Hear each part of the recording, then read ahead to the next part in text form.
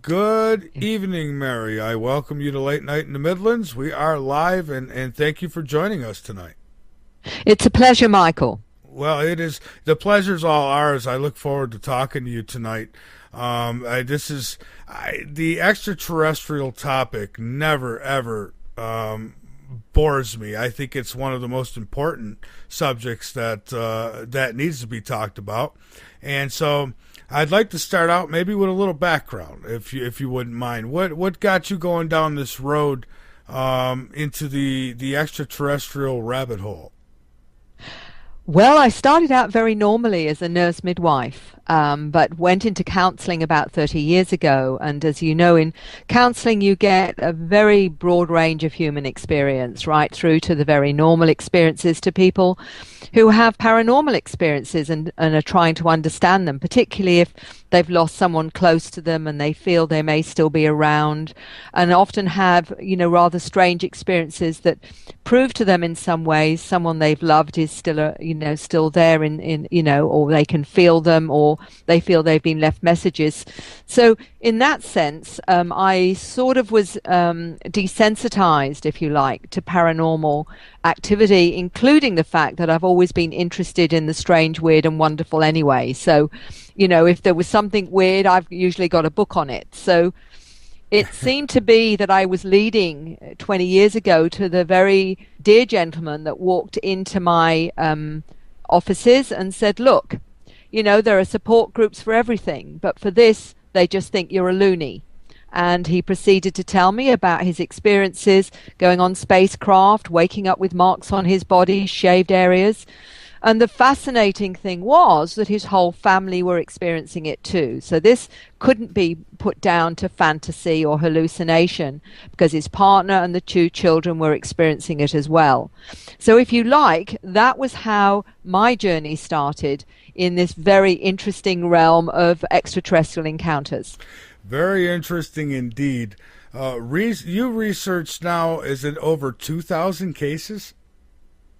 Actually, it's 3,000 now. Wow. And I get access from people all over the world, from as far afield as Uruguay and Alaska, to Poland, to Turkey. And what's interesting for me is whatever the information is that they're getting about my work, whether it's through presentations or my website, it doesn't seem to deter them, the fact that, that this is their second language. Somehow or other, they still feel the need to write to me and tell me about their own experiences or those of their children. I see. So let's talk a little bit about, we'll get into their experiences, but I guess first off, people have UFO sightings, and so what are they seeing? I mean, are these crafts actually from other worlds, do you think? I mean, or could some of these be our own government? Where do you stand on all that? And then give me a little bit of background as far as what your research has pulled out of the rabbit hole.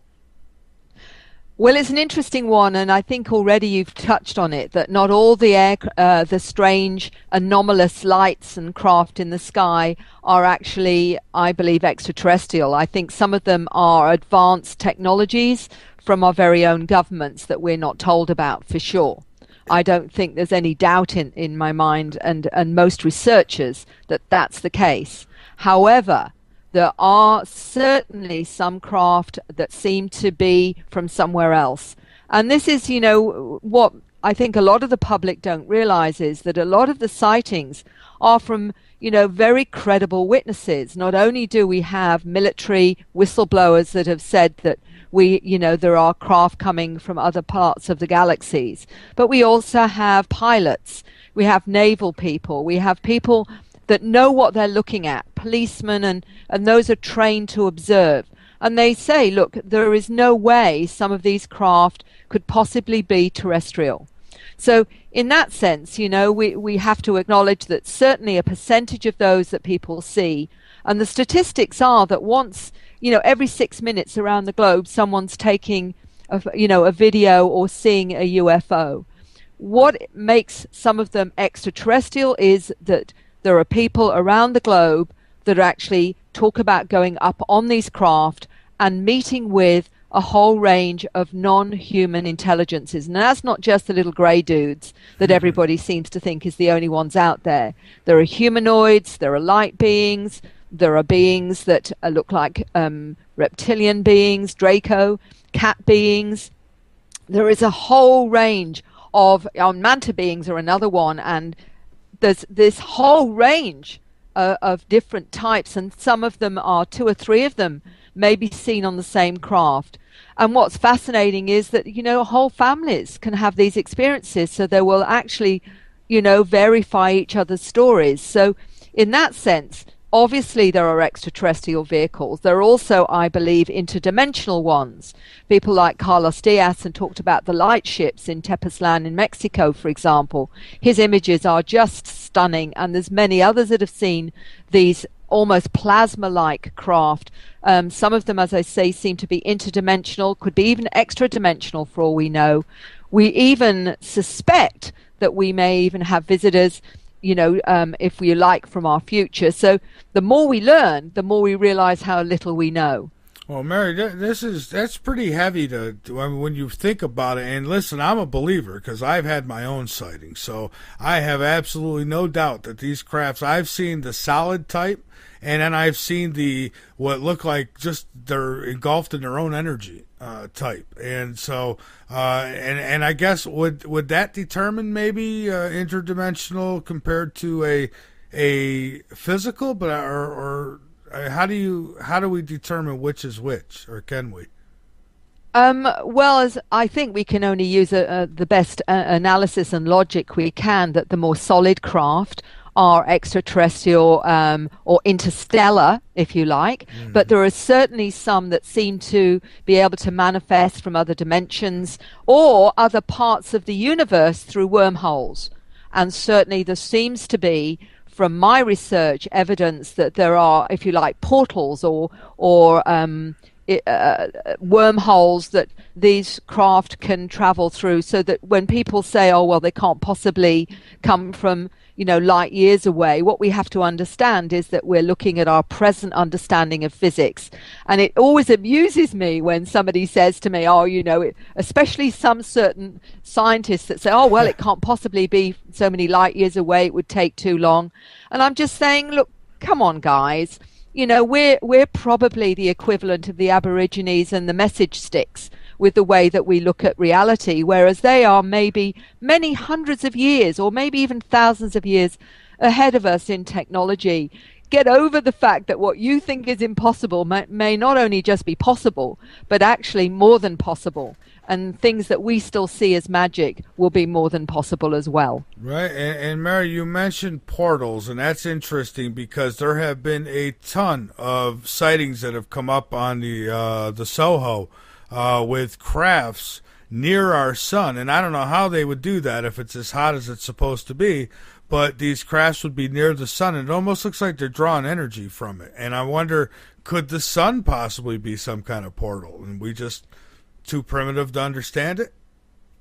I think there's a lot of evidence to suggest, I'm sure you've seen, obviously, what I've seen is these strange, huge objects close to the sun, which in our understanding, they would be demolished by the very nature of the energy of the sun. I have even talked to children and certain adults that say where they came from was through a portal in the sun.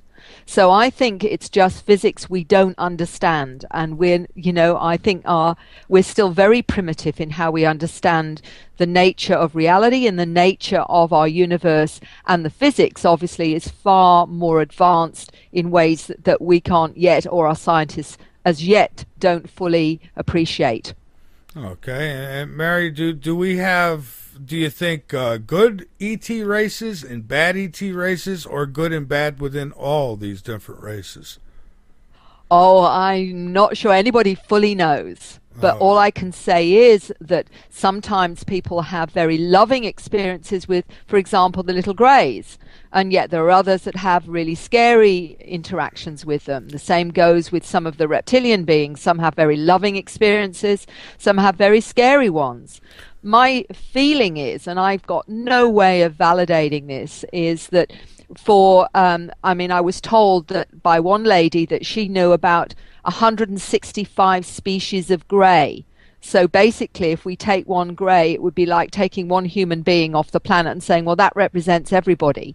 I suspect there are those that are very benevolent towards humanity, and certainly there seems to be that, and certainly I'm getting lots of evidence for that, and there's maybe some that are more self-serving. But when some of the latest research that I've done through a new organization and a survey that we've done of over 1,300 individuals in this new organization that I'm a director of, the Foundation for Research into Extraterrestrial Encounters, we have discovered 70% of those that answered that survey were positive experiences, not negative. So it's certainly the positive far outweigh the negative interactions.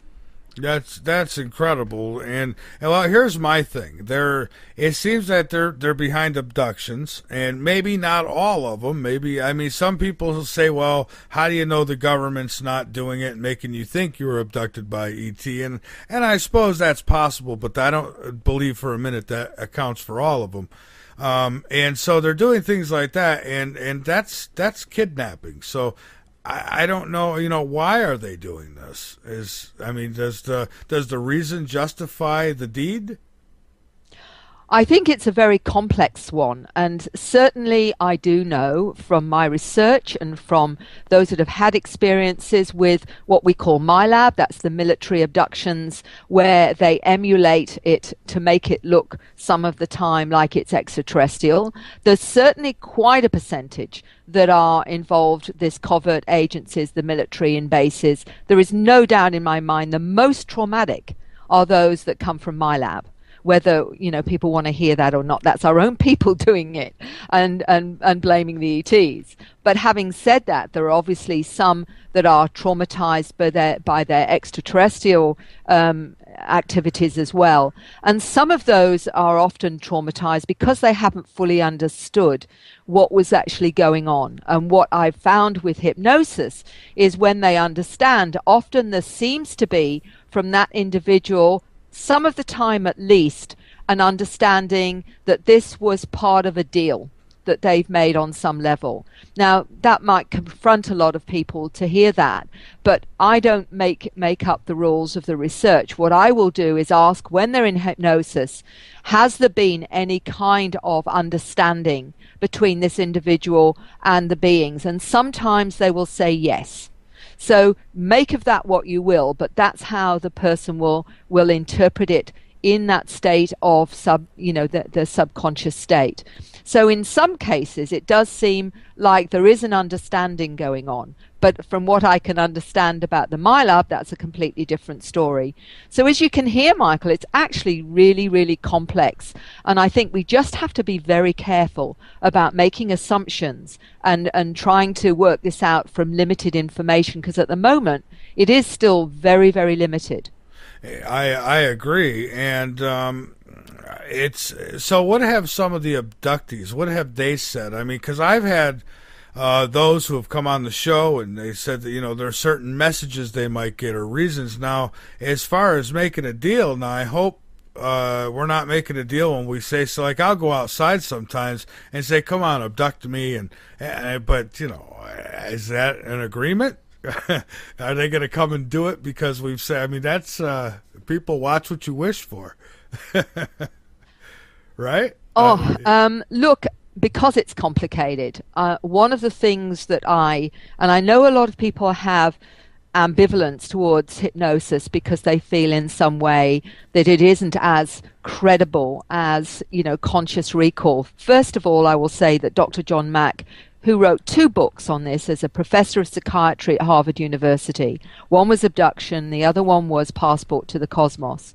What he discovered was that often the information we gain through subconscious information or subconscious recall is far more accurate than conscious recall. And his reasoning for this is that the conscious mind edits out anything we don't like or we think can't possibly be real, whereas the subconscious isn't bothered about anything to do with that. It doesn't analyze it, it just records the information. So when I'm in that, working with someone in that state, I'm actually talking to the subconscious that records it all. And the whole information is often quite different to what the conscious recall will be, or the flashbacks, or whatever. And there does seem to be, with many people who have encounters, that they have some connection to the beings that pick them up. And this isn't just the greys. This is, different ones like the mantid beings. There are lion, feline beings. There are a whole range of humanoid beings. And they say they're like family, that they have, if you like, agreed to come in human form to help this planet shift and change and grow up, if you like. So their understanding becomes quite different from what it was on a conscious level. They're actually saying that in some way they're connected to many of these beings, but they've come in, if you like, as almost an undercover agent, if you like, not in a negative way, but more in a way to help these intelligences understand where we're at in terms of our technology, the way that we operate, so that we can start to grow up sufficiently to become part of what they say is a galactic community. So that's some of the information that seems to be overwhelming in terms of those I work with. I see, and now some say they claim, anyways, that when they're subconscious or having some kind of regression done, that they're being guided. But in fact, you don't guide anybody. You simply how exactly does it work, so people get an understanding. You don't say, "Tell me about your alien abduction," right? Look, it's actually a lot of people have lots of misconceptions about hypnosis, and everybody goes into altered states all the time. You're watching television, it's a really good program, you get absorbed in it, that you sort of ignore all the noise around you, and you get into that space where you really don't know what's going on because you're focused, if you like, on the TV program that you like. Even driving, sometimes we all go into an altered state. It's something we're doing all the time.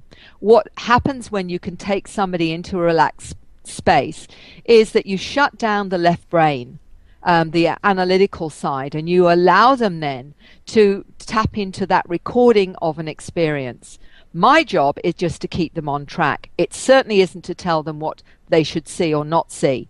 If they've had missing time, for example, and they may have gone on a journey that took them twice as long as it should have done, they may have seen some strange lights and then wondered why they arrived at their destination 2 hours later than they should have done, I would start off with taking them back to that experience and saying, okay, so tell me what you're seeing.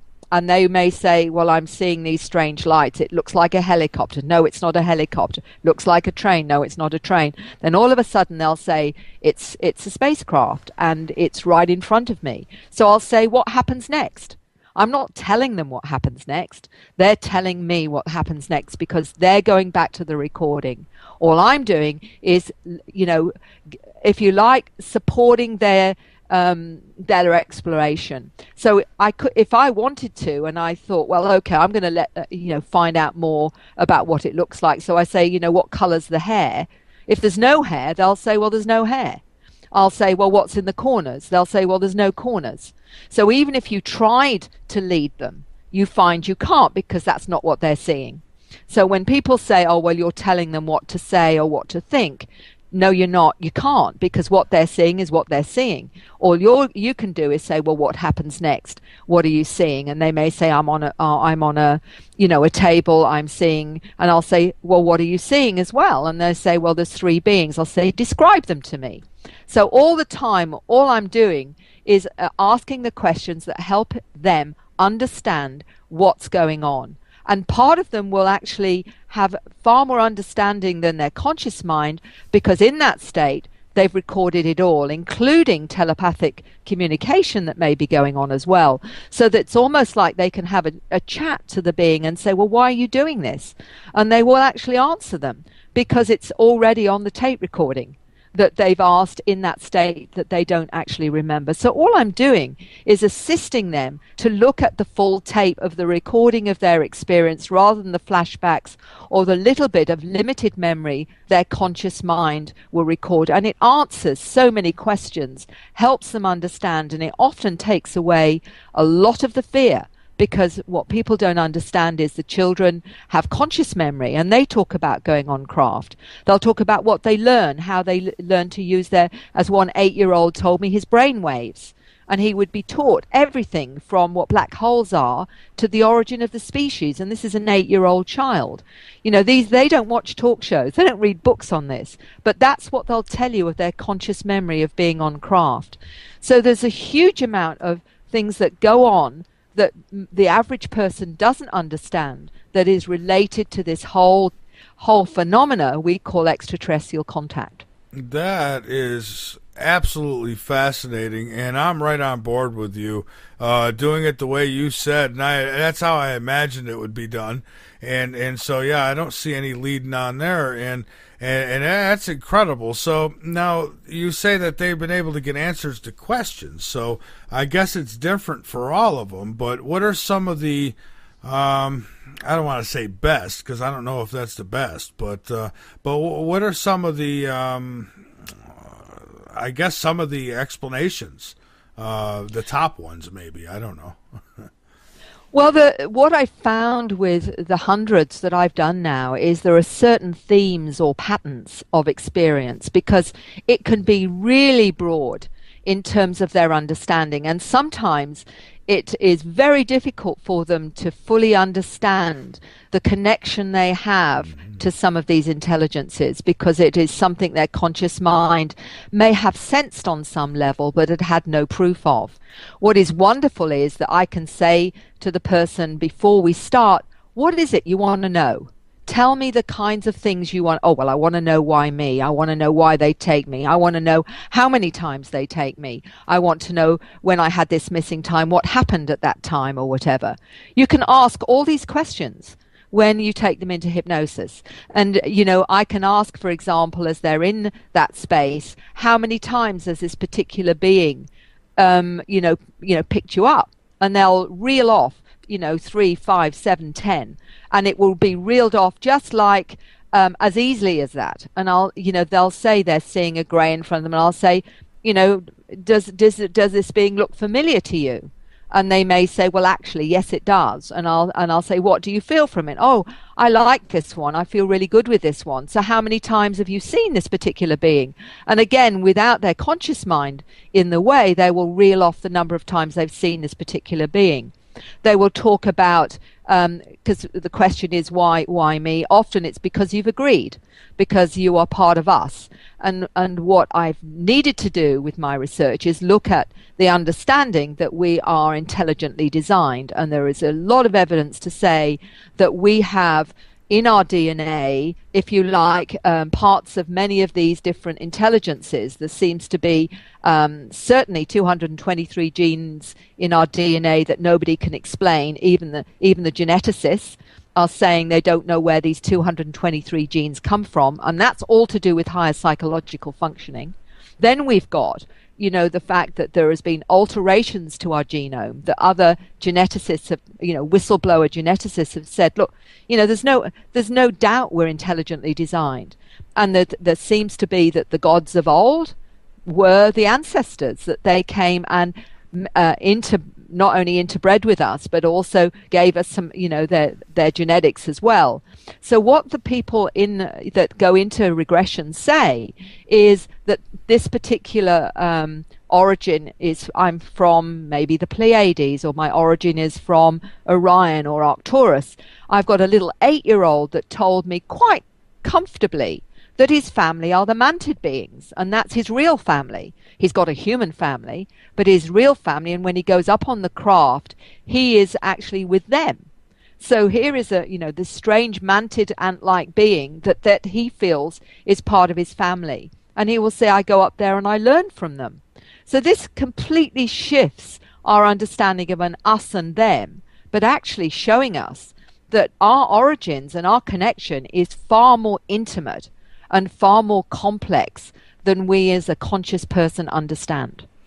That's incredible too. Now, I wonder if on like other planets, because I've heard descriptions of ETs that look like praying mantis, some that look like ants, like you had just mentioned, and I wonder if like on some planet, if there's little bugs that look like us. If all that biology is, I don't know, just spread around the universe like that, where, you could have, like the grays, they kind of remind me, when I look at a gray, it kind of reminds me of the praying mantis, if you've ever looked at one of their heads. And so I wonder if there's any, common denominators, like you mentioned, the genes, and such. And so I wonder how far back they go, here on Earth. Well, if what those that come to me and on what they're learning is that really these intelligences started life on this planet, and we are a mix of a number of different, if you like, species. And that goes from, we've got a reptilian brain, for example. So we've obviously got a bit of reptilian in us. We've also got a bit of different types of humanoids as well. So I think they probably all feel that they've got, if you like, some kind of stake in humanity. This seems to be something that's coming through all the time, and that we've been progressively upgraded as we've evolved. And this seems to be what's going on now, is that those that have experiences, it seems to go through genetic lines. So what we understand is it's intergenerational. So when someone comes to me and tells me they've had experiences, I will ask about their parents. I will ask about their grandparents. Were they just a little bit different? Were they a little bit more psychic? Were they were they a little bit more aware? And many of them will say, oh yeah, my granddad always was very fascinated with UFOs and he always seemed to sense things, or my grandmother was quite psychic and she said that she saw UFOs. So you see the link. You see that, and each generation seems to be that little bit more aware. And the new children coming in that I talk about, I call them star kids, but there's a lot of people that give them different names, to indigo children, or rainbow children, or crystal children, all these different names metaphysically. What I'm seeing is that they often come from families that have had some kind of ET encounter or UFO experience of some kind. And what is fascinating is they seem to be an upgrade. And I'm working with a couple of scientists that actually agree that these are, if you like, part of a new type of humanity, a more aware humanity, and a humanity that has more abilities and more understanding and more connection to their multidimensional nature, which means they're more, if you like, in everyday terms, more psychic, more intuitive. Children that are parents will say to me, my child talks about seeing energy fields. They talk about seeing spirits. They say that they've got guides that help them, and some of them are blue colored, and some of them, are not looking human, but they're family. So the children are perceiving a broader multidimensional reality than the older generations. I call us the old models, Michael. You know what I mean? Yeah, we need a little bit of an upgrade too, and I suspect that's what's going on to a certain extent. Well, maybe the technology is actually for us, and these new ones, they don't really need it. So is there a lot of this new, I guess, what would you call it, hybrid? Well, there's apparently the hybrid's a bit different, but the very interesting thing, in my presentations, to give you an idea of what these scientists that I've been working with are saying, Dr. William Brown is a molecular biologist, and what he told me was this. He believed that genetic modification is occurring right now in utero and is producing a new human. The hybrids, he said, are altogether a new species of human. And he said this is shown by the exponential increase in autistic, ADD, indigo children, and was talking about the genetic architecture allows them to see the world in a multi-dimensional fashion. And he says research would show dormant genetic regions are being integrated into the biological system, and this is occurring in all of us to produce expanded awareness, brains working faster, access to more information, learning is much faster. And he said, I believe they already know what's being taught. So this is how he encapsulates what he believes is happening to our children, the new generations.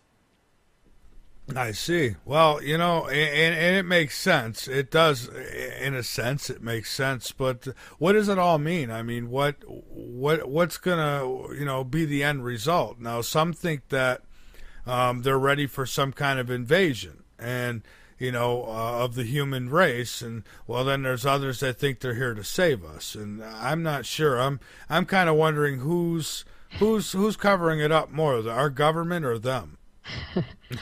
Well, it's a good question. I mean, and it is confusing. And I think there's a huge amount of disinformation on the net, and, from all sorts of different conspiratorial theories to, is it the government, is it the ETs, and what have you.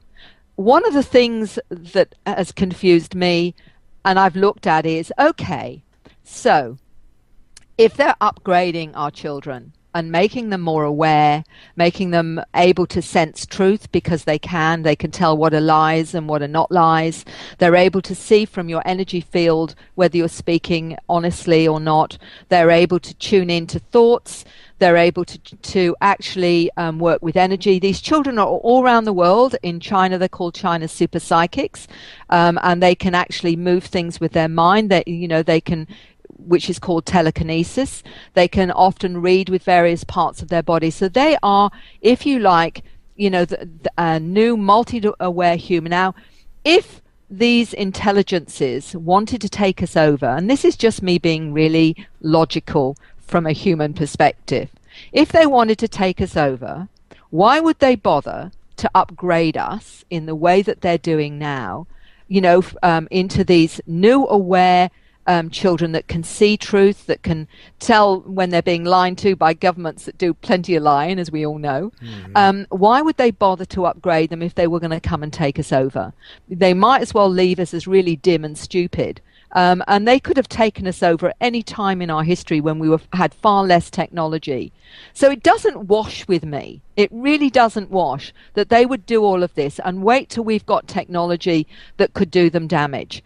Because you wouldn't bother to do that. No intelligent species, certainly not from a human perspective. So there must be a reason why they're assisting us to evolve. And this is what seems to be what's happening. They're helping us become more aware. Now, the reason for that, I can only see, is going to mean that we're going to be far less paranoid, maybe. We're not going to want to kill each other if we actually understand that from another level, just how connected we are to one another. So it doesn't wash with me that they've come to take us over, because it would be it's like us upgrading cows that we and have a beef steak with. Why would we bother to make them more aware so they know even more that we're going to kill them and have them for a steak dinner? It to me, that's a nonsense. So there's something else going on here, and all I ask people, because none of us absolutely know, is go with what feels right for you, what makes sense to you, what in your gut. Listen more to that gut part of you that says, what really feels right to you? Does this feel right, or does that feel right? Because at the end of the day, anyone who thinks they know for sure, I think, is kidding themselves. Right, and somebody who was listening here made a good point about some of these gigantic ships that people see. And I guess one would tend to wonder if those gigantic ships hold gigantic people. Something along the lines of the giants that might have once been here, because they're just huge ships. And another thing that was mentioned was some of the really, really big stars that make our sun kind of look like a grain of sand. So you wonder if those systems have even larger people, and maybe could account for some of the giant talk that goes on. People say that there's been giants. Now, I don't know for sure, but I've had some pretty prominent people who have told me that they found bones of these giants. So any word of giants in any of these abductions? Not that I've heard of, but there are certainly beings that have been 8 or 10 feet tall that people have seen. Certainly, there's been bones, giant bones, found around the globe that generally are hidden or hushed up. We all know that that's the case, and that were giants on this planet that are mentioned in a lot of the religious texts and what have you, even in Australia. The more renegade archaeologists talked about giants in Australia as well. So I've got no doubts that there are humanoids that are a lot bigger than we are, and maybe that's what some of the larger craft are, or maybe that there's just a lot more beings in there than because a lot of them maybe have the capacity to have these large numbers of beings. I mean, we also know that there are strange shaped skulls being found around the world. Yeah. And they tried to say that these strange shaped skulls were due to binding, a way of primitive peoples binding the heads, until they actually found fetuses with the same shaped skulls. So we know that some of the pharaohs had these strange shaped skulls, and the pharaohs always said they were descended from gods. Well, there was a lot of interbreeding going on, and a lot of the ancient texts talk about this, that the gods interbred with man because they found man, beautiful, or they found the women of man beautiful. So, it's all there. The trouble is that the government still don't admit, and the archaeologists and the anthropologists still keep with the old mandate, when in fact Akhenaten, they found that in his genetics that he had a strange, when they actually looked at his DNA, he had something in his DNA completely different to the other DNA of the pharaohs, and that this meant he had a bigger cranial capacity, which they can't explain, and that even his bones were different to the other skeletons that they'd found. Again, evidence there was high strangeness or anomaly that suggests again that we've been interbred with a number of these different species. And for me, it's a done deal. There's just too much evidence to say that that we were just one pure species. I actually spoke to someone who worked with Dr. Francis Crick, the co-founder of the DNA molecule, and he was a scientist that worked with him that I met in Adelaide in Australia. He's in his 70s now, and he said those 223 genes in human DNA, Mary, no other species on this planet has them, just human beings. So that in itself, what is that telling you?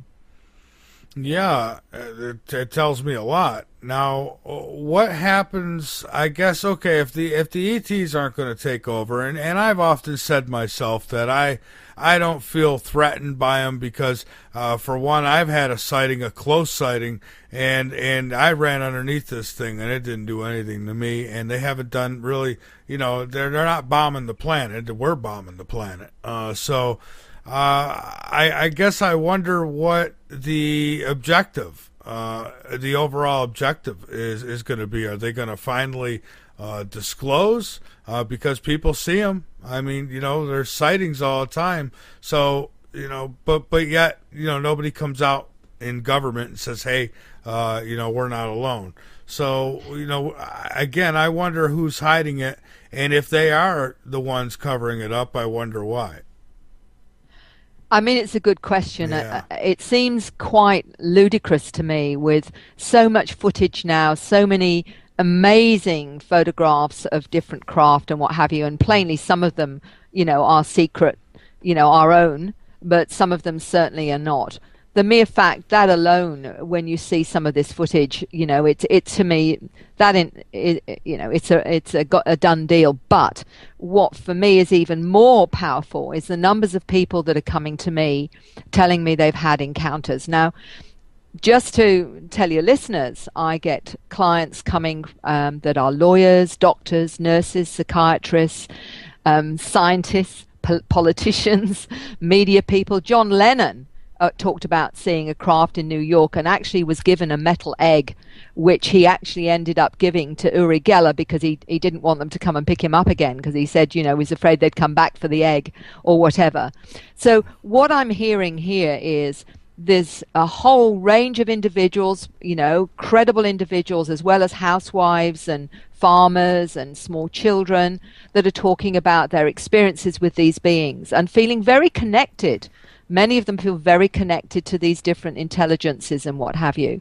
So what is that about? What the patterns seem to say to me is that we as a species are being upgraded into a place where we can maybe, through our acceptance of this reality, become part of this community, this galactic community. This is what I'm hearing. But if we're waiting for disclosure from the governments, I think we'll continue to wait. I call this disclosure from the ground up, and many of the scientists now are coming out and saying, I've had these experiences. And that's what I talk about, is the stories of encounters by very credible people that are actually talking about not just the fact that that they're changed, but they have had out-of-body experiences, astral traveling, near-death experiences. They're seeing a range of beings, and they describe them. They also say that they've been taught amazing understanding of new physics. So they have downloads of mathematical information. They have downloads of the true history of our species, and this knowledge is being downloaded to people of all ages and all cultures. People who've never studied physics suddenly finding out they understand high physics and not knowing, other than the fact that that has been put into their head. Now, why would any species do that unless they're preparing us for some major shift in our understanding and our connection to them? So, okay, so they mean us no harm, but then what about those who are here on Earth now, not ETs but humans even, who do mean harm, who might not want them to do what they're doing? Because it doesn't seem like, if you look at the government structures around the world, especially the United States, it's pretty shaky.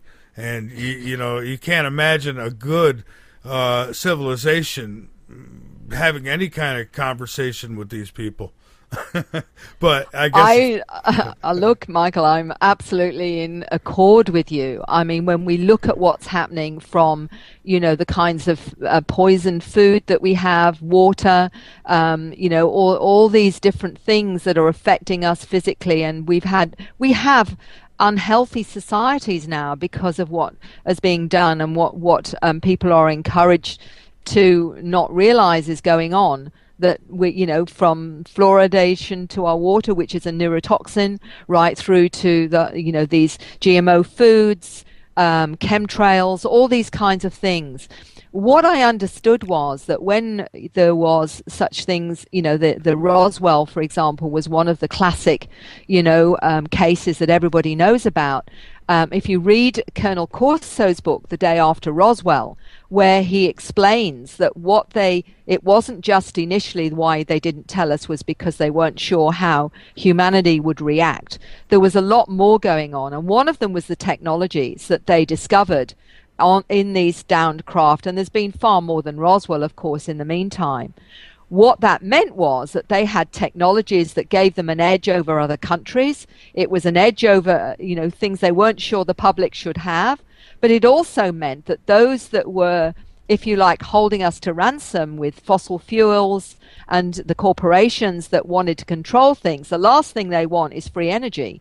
The last thing they want is technologies that will help us, that will make us less dependent on governments, less dependent on corporations and drug companies and what have you, because they're ruling the roost. So that, all these things that could have been made available have now been kept under wraps, and we're drip fed the odd bit of technology, whether or not it's, Teflon came from downcraft, fiber optics, all these digital chips, all of these things were slowly fed to us. And Colonel Corso talked about him being given these technologies and they would reverse engineer them and give them to certain corporations. I think when the public actually finds out, and this is what the government doesn't want them to find out, is they're going to say, how dare you keep this from humanity when we have been using and polluting our planet with fossil fuels, when we didn't need to do this 50 or 60 years ago if you'd given us these technologies. I think that's the reason they don't want people to know, because can you imagine what the public's going to think when they realize how long they've been lied to, and that we could have had these technologies and these even healing technologies so that people don't die of cancer?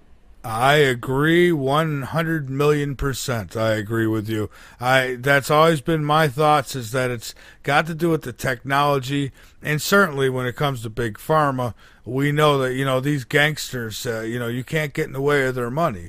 And if you do, things happen. So yeah, I've said this. We haven't had to be burning fuels and doing the things we're doing that are hurting this planet drastically hurting this planet. We could have had free energy a long time ago, and free, however that means. If you had to buy a device, so you bought a device, but you wouldn't have to go paying a power company every month for your power bill. So yeah, I agree with you 100%. So now there goes a really good point again. I know that the United States government, I don't look too highly at them right now, and I could see them wanting to stop something like an ET civilization sharing that kind of technology with us. So how do we get by that, or how do they get by that? I think they're doing a very good job at getting by it by actually contacting the people themselves.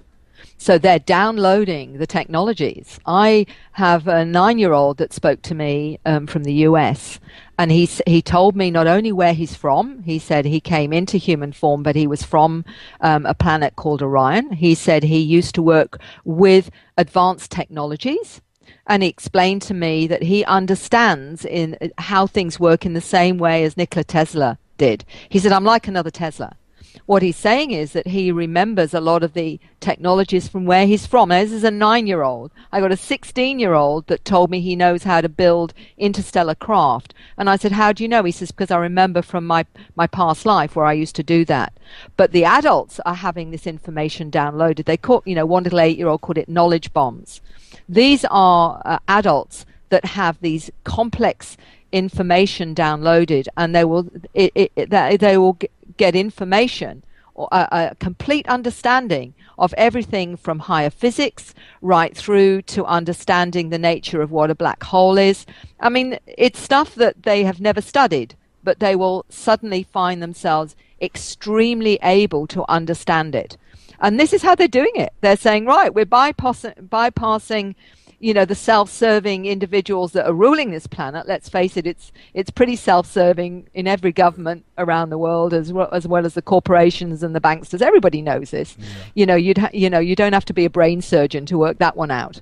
So people are waking up. They are seeing this, and those that are waking up are finding that they've got access to this information, and it's being made available through these different intelligences. Some of the children get taken up on the craft as well as the adults.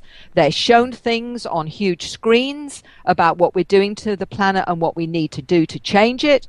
And they find themselves they're suddenly very passionate about the planet and ecology, and they may not have even shown any interest in it prior to that experience. Afterwards, they are totally focused on wanting to do something for the ecology. Many of them change their lifestyle. They no longer are interested in money. They're no longer interested in materialistic values. Many of them want little simple lifestyles and go and find themselves some kind of little rural place somewhere where it's quiet. So what people don't realize is that this experience that they have becomes totally transformative in the way they see the world, when they see what's important and what they want to do for the planet. It's almost like they have this great wake-up call, and it's now, I can smell the roses, and this is not okay. We have to change it. So it's coming from the ground up, and this is happening globally, and this is what I'm seeing. That is fantastic, and I hope that is what's going on. And I know people who claim that they have been in contact, the contactees who have, and it brings me again. I don't mean to keep dwelling on the evil part, but not with the ETs, but more with the human race. I'm seeing all these different technologies coming out now where they can, one guy can control another guy's body with these chips or these caps that they put on their heads. And they're figuring out more and more of how to. They say that won't be long. They'll be able to put a chip in the brain, and that they'll be able to, whatever you want to know, you'll be able to upload it into your mind. And I wonder, where are they getting these technologies from? And I don't really trust them with these technologies. I think you're exactly the same as I am, Michael, on that one. I believe that they're trying very hard because those in the know about what's happening. They know that our children are becoming more and more aware, and they know enough to actually, and they have picked these kids up, and they are using them for their own ends. What they realize is that these kids, and certainly some of the adults, can actually affect technology, can actually send their own frequencies to, if you like, switch it off. So they're trying very hard while we're still in this flux to try and those that know about controlling people, whether you call it mind control or whatever it is, and I believe there's no doubt that's going on as well, is that they're doing their best with humanity at the moment, and I'm talking about human beings here. I'm not talking about the ETs, that actually are finding ways that they can control us before we wake up enough to try and sort it out for ourselves. I think there's a deliberate program there. And I'm not naturally a conspiratorial, a conspiracy theorist. Believe me, it's been a really big wake-up call to find out my own species wants to harm its own species. And, man's inhumanity to man has been the biggest shock that I've had since I've been exposed to this. And now, of course, you see it everywhere, that they're doing all sorts of things to control us, from chipping us to controlling everything that we do.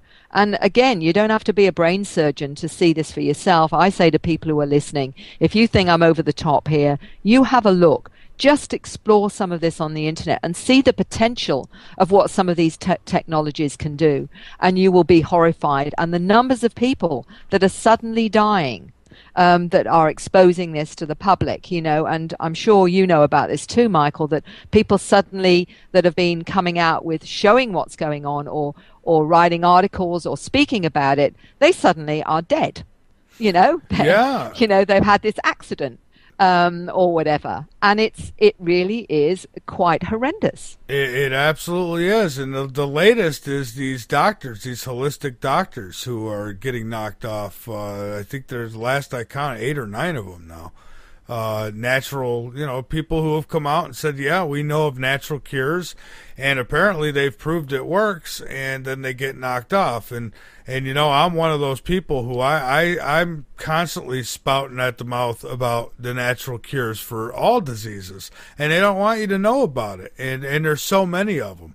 And it's we really are at the helm. If there is such thing as a Satan or a devil or an antichrist, I think that it's definitely in the works now, and maybe in the human form.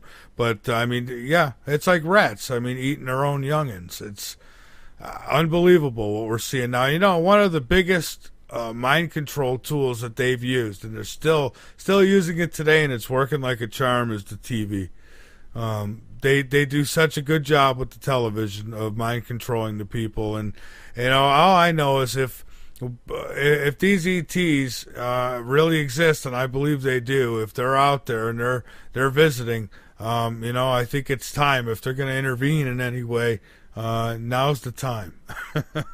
Now is definitely the time. We got to take a break, Mary. It's different to a lot of other organizations is because we have got scientists on one arm of free, and the other is actually professors of psychology. So therapists that are looking at this from both an academic and a scientific perspective, as well as supporting experiences. So this is a very new way of getting credibility and being able to put out, an understanding of with our surveys of what actually is happening across the globe.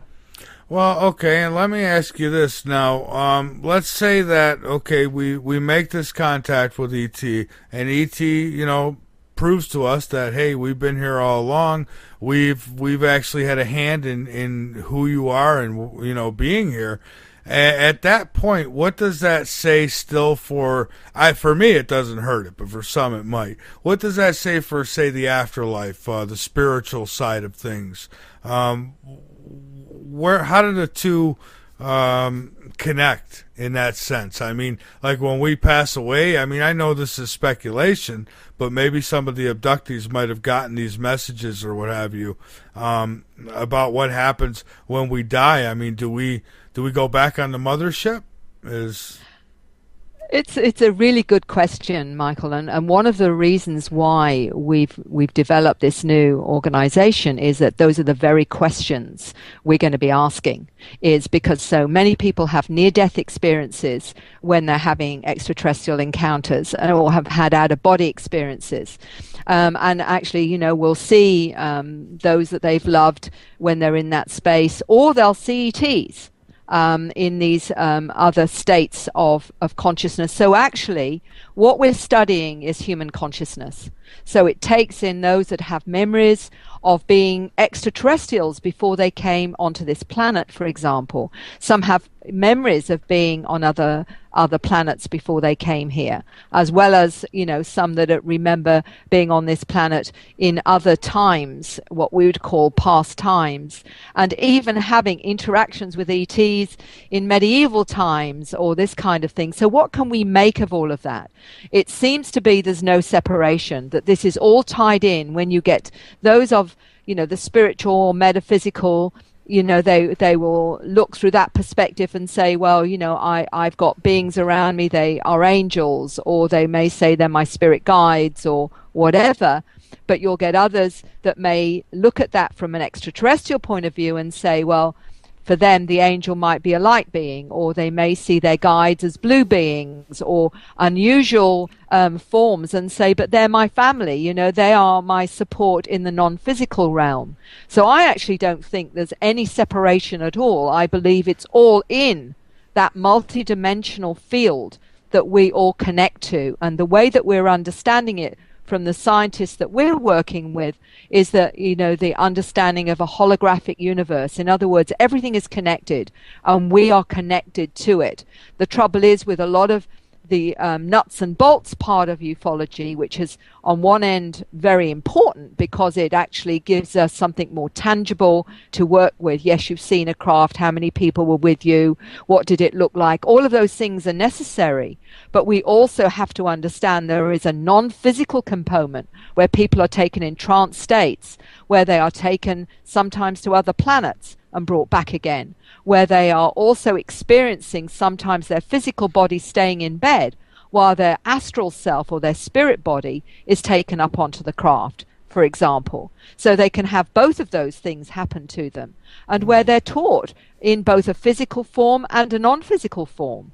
So it really ties in the fact that maybe, when we pass on, we may choose to go to our star family or a family of origin, for example, rather than somewhere else. I think it's all in the matrix. And really and truly, we're just beginning to understand how this all connects. When somebody says to me, before I came here, my family was from, I don't know, the Pleiades or whatever, as a soul, I agreed to come into this physical container, this physical form, because of having a human experience and also still connected to my soul family or my star family. So I think that we have got to really broaden the parameters of how we understand this incredibly complex phenomena. Yeah, and when you say the universe is a hologram, it kind of sinks in with me a little bit, because sometimes we think we've seen things. It's like, oh, I could have swore I saw this or that, and you wonder if it's not just a glitch in the matrix, that we're actually seeing. But you kind of caught my attention when you said how people will sometimes leave their bodies behind, and then be taken to these crafts or what have you. And I've heard before how children could be taken like that, and what will happen is when they're brought to the craft, there'll be like some kind of hologram up that'll make them think that they're still in their surroundings in their bedroom or what have you, and so that they feel comfortable. And I bring this up because when I was a kid, I had 2 out-of-body experiences, and they were very strange, but I don't remember being on no crafts or seeing any ETs, unless my sister's ET. I seen her, but I couldn't leave the room. Every time I tried to open the door, I would open the door, but both doors would be a closet, so I wasn't able to leave. Which didn't make sense. Yeah. Sorry, Michael, I cut you off. Oh, no, go ahead. I'm done. What does seem to happen is what we call screens. For example, one of the classic indicators with those that are having encounters may be that they have a fear of clowns or Santa Claus or owls with big eyes or wolves or skeletons. And these seem to be a screen often for, beings like the Greys, for example. And the reason that they're left with the fear is part of the child knows that that's not actually a clown. That's not, there's something about it that's a bit scary or they don't understand.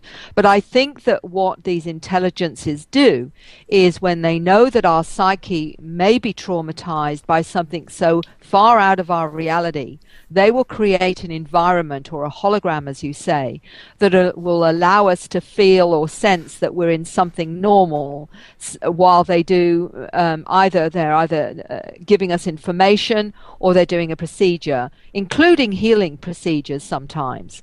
And when I take somebody into hypnosis, then you get more clarification of that. For example, they'll get to see that the clown wasn't a clown, or they'll get to see that funny cat that they thought was on the bed was not really a cat, but it was actually a being or whatever, when they're ready to see that. So in terms of working with what we're ready for, part of the reason they put you into an altered state and it feels like dreams is because if you were fully awake, your reaction would be one of great fear or terror, and they know this. So they will put you into an altered state so that they can pick you up in that altered state. And so somebody will say, well, it was a dream. Well, I'll say there's a very big difference between a normal dream and this kind of so-called dream is that you don't, a normal dream, you've forgotten it within seconds or minutes, where if it's a real experience and you've still remembered it 5 years down the track, then it's more likely it's an experience rather than a dream. And that's an important one because they often appear like dreams, because in that state we react differently and we can accept it. But with some of the children, they have absolute conscious memory. And I've had 7-year-olds tell their parents they've gone up on craft, they've been with other children. Some of the children don't appear human. They will talk about being shown how to levitate things. They'll be taught how to judge what different things are. And they will be taught many things, from how to communicate with animals, to seeing energy fields, to healing. All these things that we call multidimensional or psychic, for want of a better word, are what they are often taught on these spacecraft, and they will explain them to their parents the next day. I've had 3 girls of 7 years old, 2 in the US, 1 in here in Sydney, in Melbourne, actually tell their parents they've gone up on spacecraft, they've been taken to another planet, and they've been taught how to levitate things. Yeah, okay. And see, now in my case, I think about it, and I definitely was out of my body. I remember it all. I remember, when I snapped back into it and all that stuff, but it never made sense to me, like, why? I'm thinking, well, why was I, why couldn't I leave the room? Why did it happen? And it, and it never, when I was a kid, I didn't think nothing of it. I thought, okay, I don't know what happened. It was weird to me. I remember telling my sister and my brother, because it happened I switched rooms after the first time it happened, because I thought something ghostly thing was going on in the room. And then it turned out after I switched rooms, just a few nights later, it happened again. And the same exact thing. I could not leave the room. And then I don't remember it happening again after that. But then in 2004, I had another out of body, but this one was much different than those. So I don't know, and I've had sightings. And I've had a psychic who suggested that he thought it might have been an abduction, and I've always kind of denied that because I don't remember anything like that. I just remember not being able to get out of that room, and I know that it really happened. That I know. Michael, what I've discovered is the classic abduction that you see in Whitley Strieber's book, for example, and that has been put out in the popular media. Only about 25% of people have that type of experience, and that has been confirmed. That was my own research. That's been confirmed on the survey of over 1,300 people that have done the survey for free.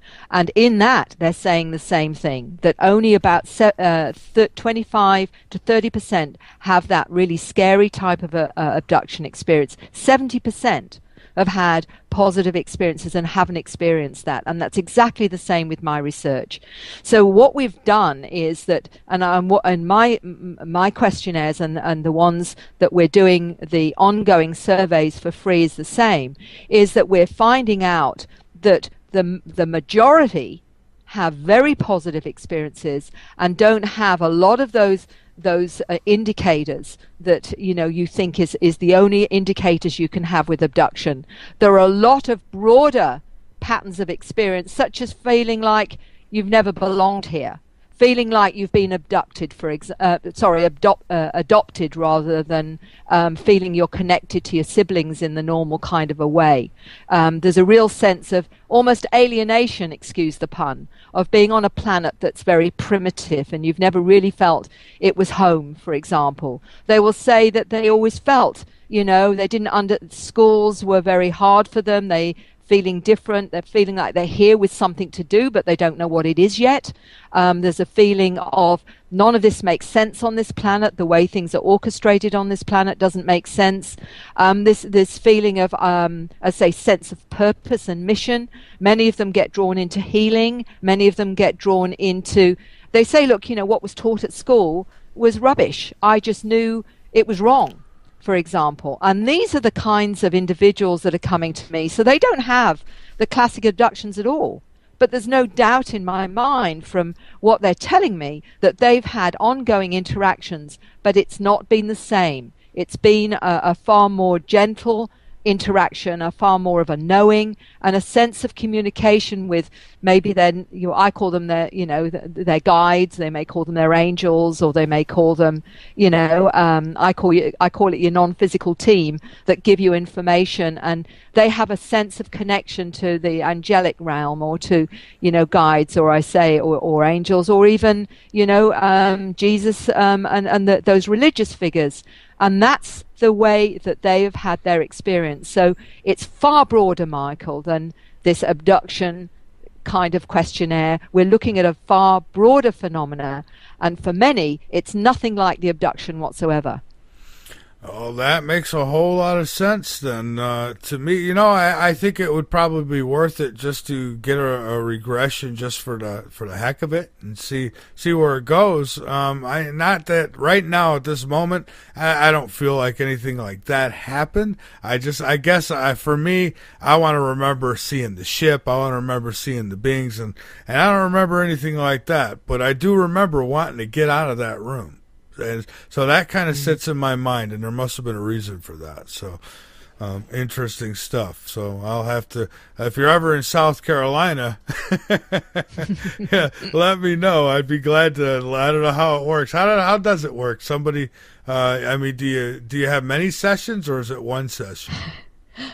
Sometimes one is enough, and what I can tell you is that it's always been of benefit. I have never had anyone leave my office or after a session, because I can do sessions over Skype too. I've done hypnosis to the US, to the UK, to Sweden, to Europe, so you can do it over Skype. It's not you don't have to actually be in the same room to be able to do it. But what I have seen is the understanding that people gain from that exploration is very much worth it to them. And for them, it may just be that little concern about an experience that they've never fully understood. And I've got some regressions actually on YouTube where I've shown how it works and what kind of questions that you can ask, which sort of demystify it a little bit. And all of those were done over Skype. They were actually Oh, filmed, and one of them is with Peter Slattery, but I've got more if anyone is interested, just to contact me, and I can give you the links, and you can see for yourself how it works. And there's nothing about it that is scary whatsoever. that's fantastic. So you would actually be able to do something like this over Skype. Absolutely. I've done quite a number now because of the difficulty of traveling. A lot of people do travel to see me because I'm in central Queensland. They may come from New Zealand, or they may come from another part of Australia. I did actually have someone come from the US and the UK, but I can actually do it over Skype. And it's been very, very successful. So it's just a matter of having a good internet access, actually. That's the primary one. And, having a sense of what it is that you want to know. I see. Well, I'll tell you what, once I get a camera, maybe I'll get in contact with you and we could do something like that. And as long as I don't go crazy, I'll share it with everybody. But that sounds really interesting. All right. So I guess, I guess that then when people say that they think they've had an out-of-body experience, it might be a heck of a lot more than just that, huh? I think absolutely. And this is the thing that I do try and demystify, is that the fact that the public think there's only a certain type of experience that means you're having extraterrestrial encounters. In fact, this has been part of the popular media that makes it very sensationalized and very traumatic. This is really only less than a third of those that have extraterrestrial encounters. And it was really good when we did the survey, which is, I'd say, about 13 to 1,400 people now, that validated my own research that was saying it was only 25, maximum 30%. And some of those, the reason they were traumatized was because of it was my lab. It wasn't actually the extraterrestrial at all. It was, in fact, not only my lab, but very traumatic. The most traumatic was the my lab of all of them. Fantastic. We've got Ira on the line here. He's calling in. Ira, welcome aboard. You're on with myself and Mary. Well, hi guys. Hi Mary. It's really been a fascinating talk tonight. I've definitely enjoyed listening to it. I thought I would call in real quick and speak to you about. You were speaking earlier about the feeling of like downloading information, and I know that I, for one, am a person who, like, almost every night I have dreams where I feel like I literally feel the sensation of information being downloaded into me. And it's kind of a creepy but cool feeling at the same time. And I know that I'm not the only one. I kind of wondered if maybe you'd speak a little bit more on that, what kind of things you found out from people about that kind of an experience. Thank you, Ira. I'm glad that you've asked me, because that's the bit that I'm particularly interested in. One of the fascinating evidence, I call it, of this reality, and I'm amazed it's not taken more seriously, is what I call the outcomes after these experiences, which are totally transformative. Not only do they have downloads of a whole range of subjects, like the origin of the species, right through to physics, right through to their understanding of themselves, genetics. It can be a whole range of information. Some of it comes in what I call compressed files. That is, that the person will suddenly find themselves writing strange script, or almost some of it will look like hieroglyphs, some of it will actually look like shorthand.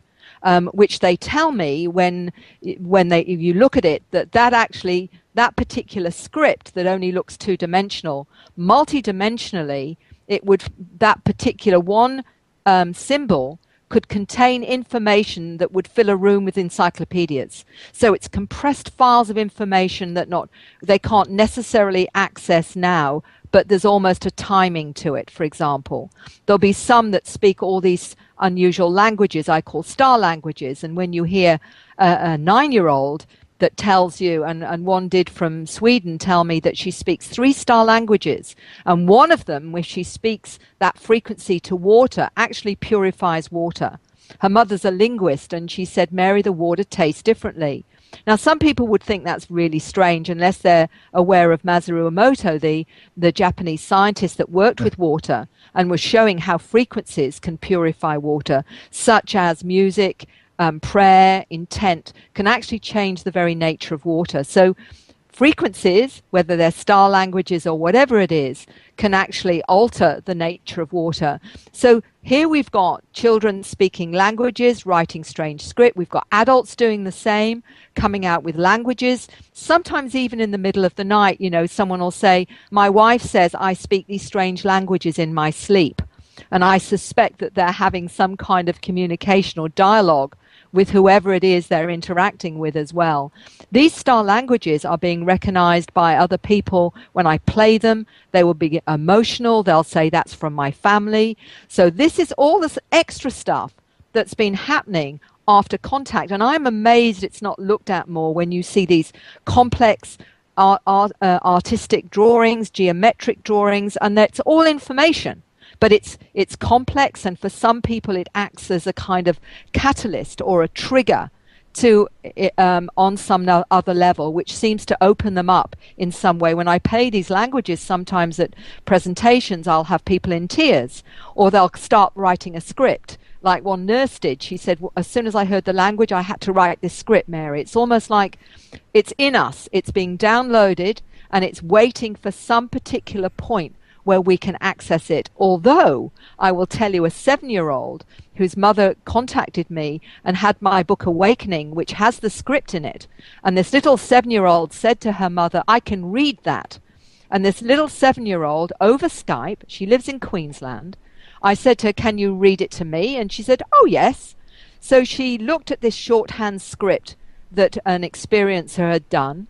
I said, can you read it in the language? And she said, yes. And do you want it in English? She said to me. And I said, would you do that as well? She said, yes. So she read it in the star language. She read it to me and translated it to me in English. And then I said to her, what's the source of this information? And she said, oh, that's the Greys. Now, this is a 7-year-old girl, not only recognizing the script, knowing she could speak the language, also translate it, and also tell me the source of it. This is what some of these children are now showing they can do. So it's, when you say, well, what's the purpose of all of this?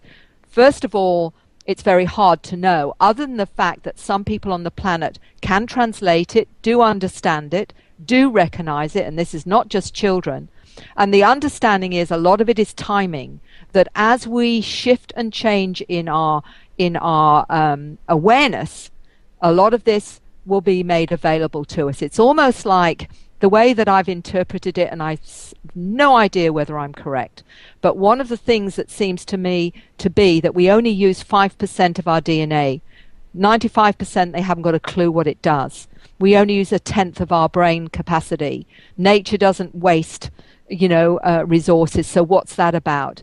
And I am wondering if we are reaching a point, and a lot of talking about this shift in consciousness or whatever, where we will get switched on, if you like, and we will use all our brain capacity. We will use and understand all of our what our DNA is for, and maybe this is the software for the new computer, the new superhuman. We will need new software because our reality will no longer be third dimensional. I believe we will be operating multidimensionally, and we are going to need a new consensus reality that we can all operate from, which is, which we need when we get a new computer. We need the new software. So Yes. My sense is maybe that's the reason for it. But I don't know, Ira. This is just purely me trying to be logical and human. Well, for me, whenever I speak to people about this, I do my own show as well, and I speak about this kind of stuff on my show as well.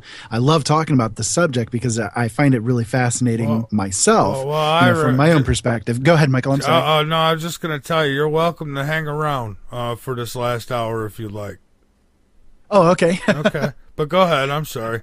Oh, that's okay. Well, what I was going to say is that one of the things that I talk about is in reference to us being computers. I do everything in reference to like computer terminology, and it seems to be like the easiest way for me to get information across, myself. Sometimes when I'm sitting or meditating or anything along those lines, I see like these icons in my brain, and I can like double click an icon and I can get information out of myself that was not like right there on the forefront of my mind and that kind of thing. And it's pretty interesting the way that you were describing there.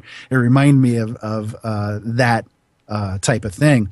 Now, one thing as well, and I don't know if you have any kind of experience with this from speaking to other people, but when I do have those feelings of being downloaded into, like when I'm asleep and that type of thing, a lot of times, not every time, but a lot of times, I get the impression that there is an entity that's on the other side of that channel that's going on, the other side of that download.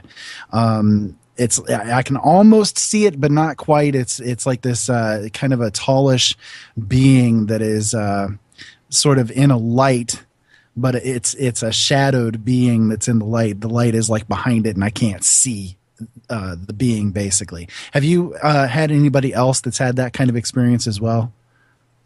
Absolutely, Ira. I think that, when we start to tap into that and we start listening to that other intuitive part of ourselves, it's giving us actually a lot of information. And the downloads that some say, it almost makes their head hurt because of the amount of information that seems to be downloaded. Many of them get a sense of where it's from or the source of it. And it may be one of many different types of beings. Some call the light beings, some call them angelic beings, some of them may even be the greys, the tall greys, or the short greys, or the blue beings. There's a whole range of them, and it seems to be that the ones that are doing the downloading, often there's a connection between them and the individual on some level, because they've interacted with them all through their life. And as you are obviously aware, that it's, there's not one isolated incident. They may think there is only one isolated incident where they've had something strange happen, but when I've taken them into hypnosis, 9 times out of 10, I will find there's been interactions even prior to birth as a soul. There'll be some even as a baby, right through all their lives, and they can reel off the ages they've had interactions on the craft and what they've been taught. But they also feel that the reason they're given these downloads is because of what they're to do. When there is this shift or this shift in awareness or shift in consciousness, they've got a job to do, and that everything will change. And there's, in all of that is the protocols of the mission. On some level, some remember what it is or feel they know what it is. Some feel they don't yet quite. It's almost like it's a timing thing, that when the time is right, it will be made available to them. But I would say to you, Ira, as I try and tap into getting more information about who it is that you're connecting to, because that is part of this. The whole intuitive, psychic, clairvoyancy side of it is actually part of what we are. We are multidimensional. We are programmed and conditioned out of that side of ourselves that's multidimensional. And what I think is happening is with, as we step away from the third dimensional consensus, we're going to start operating more in our true nature, which I think is as multidimensional beings that are connected actually to everything. Absolutely. I believe fully that the universe is very fractal in the way that it does things. And these interactions that we have with each other as well as with these other beings are fractal in nature as well. There are so many different layers to even just one little thing. Like you were speaking about earlier with the script that people can write, and how it's just a massive amount of information just within one little character worth of visual data. And our brains just discard so much stuff on a constant basis. When you were speaking earlier about how the subconscious seems to retain a lot of things, one thing that I would say as a comment to that is the fact that, for one example, you're looking out of your eyesight right now, looking out of your eyes. Do you see your nose? Well, no, because your brain basically erases the nose out of your eyesight because it's considered useless information. So your brain, our conscious mind is constantly being fed this filtered information from our subconscious. The subconscious just basically gives our conscious mind what it considers to be useful for survival at that given moment in time, and nothing else really matters, but it still retains all of the information. Absolutely. And I think that as we look at the model of the holographic universe, we start to perhaps get a sense of how our multidimensional nature works. And one of the interesting bits of research that's helped me understand this a little bit are two things with these Russian scientists that are actually showing that DNA can be changed and altered by human language, in other words, a frequency. But that's the one thing that's particularly important with this research is, so what are the star languages doing to DNA if human language can change the DNA and reprogram it?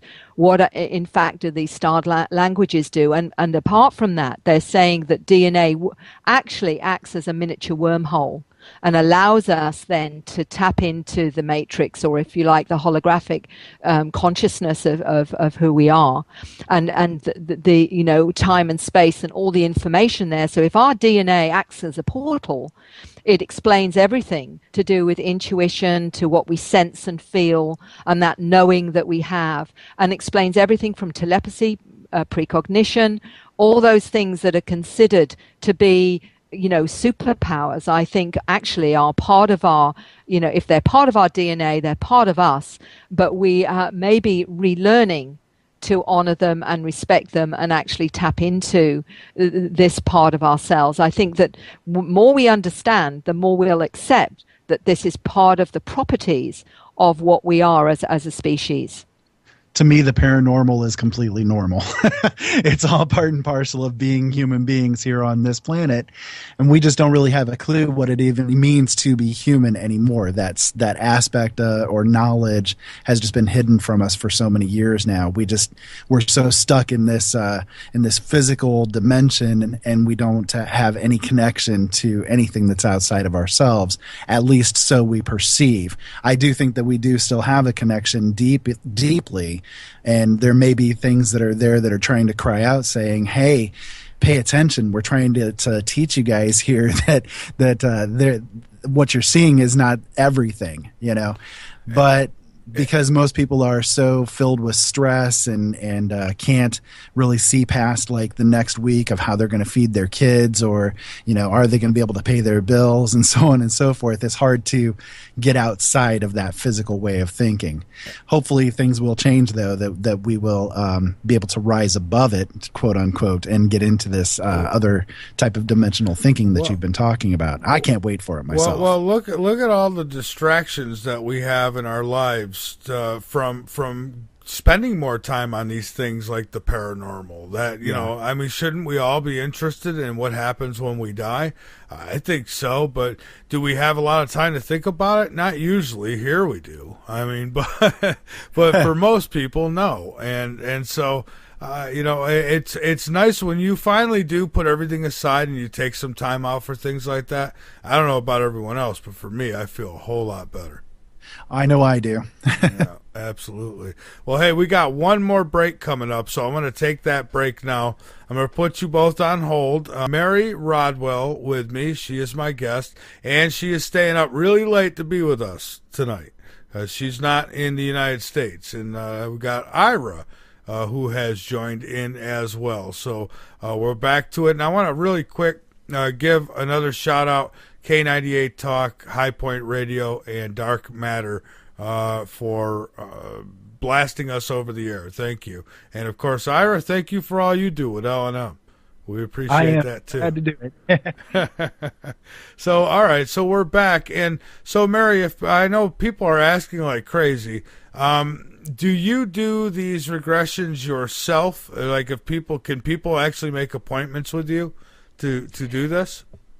Yes, they can, although they need to be patient, because I have ended up with quite a list of individuals that want to do it. But there are others that do this as well. It depends on if they want me specifically, or whether they would like somebody else. Well, I know I would like you to do it. If I was going to do one, I feel comfortable with you. I know I just met you tonight, but I feel sign me up. Hey, you Sign never me know. up. There's just some of these people, they get really emotional over stuff like that. I don't see that happening to me. I don't. But then who knows, right? So, what else you got, Ira? Anything else on your mind? Indeed, I have a few other questions actually. One question would be, in your estimation, how many people do you think out there have actually had these different kinds of encounters and maybe just don't remember it or have any kind of conscious knowledge of it? Do you maybe have any kind of guess as to what that would be? I would say that the whole planet is being targeted, if you like, and that some of us are more awake than others, and depending on how awake you are depends on what your experience is. Because I always come from the understanding, because of my work, I've past lives, in between lives, a lot of the regression work, whether you believe it or not, people experience those. I believe that we come to this planet for a human experience, and we've come from all over the universes, and we've come in to have a specific experience, and however we need to understand that experience will be what we get. And that's why some people have more difficult lives than others, why some have more difficult interactions with the beings than others, because it's part of their soul journey or their soul's growth. So I believe the whole, literally, humanity itself is being, if you like, assisted to shift in consciousness. And for some, they're going to turn away from it, and there'll be others that embrace it, and depending on what it will take for you to be affected will be a readiness to do so. I mean, you can have a complete paradigm shift by losing someone really close to you that gets you to see life in a different way, a profound grief experience. Other people will see, become aware of the ETs through a near-death experience, because they'll see them in that space, when they get to a point where they're not sure whether they're going to live or come back or stay. They will see ETs or whatever. The shamans also see ETs. I mean, if some of these drugs such as ayahuasca, for example, people will see ETs in that kind of experience as well, because we're actually seeing interdimensionally. Remote viewers see ETs as well, those that remote view, for example. So it's in the matrix, it's in our multidimensional reality, but how you experience it will depend on your particular journey, I believe, and you will choose to be born in a family that has these experiences if it's the intergenerational link. So I know that's a long-worded way of saying, really, I believe that the whole planet is being targeted. It just depends on your level of awareness, just how it will affect you and what you'll experience. And Mary, I've got a question from the chat, from one of our chat rooms here. It says, has the guest noticed a rise in sightings, experiences, kind of like MUFON has? She asks. Absolutely. And when I talk about, I know it seems a very metaphysical term, awakening. I think that what seems to be happening is whatever it is that's coming to this planet from these different intelligences, and we also know that the frequencies entering our solar system and this planet are all part of that kind of upgrade or that shift in consciousness. I think that what I'm seeing is that more and more people are having these unusual experiences. I'll give you an example of that. About less than a week ago, about 5 nights ago, I don't normally pick up my telephone after about 7 o'clock because I'm done and dusted normally. But this one kept being very insistent. It was 10 o'clock at night. And I wondered whether it was one of the family in a muddle or something. But this gentleman was in absolute crisis. He was terror-stricken. This is a gentleman. He said, "Is this the right one? Is this a UFO group? I don't know what to do with this."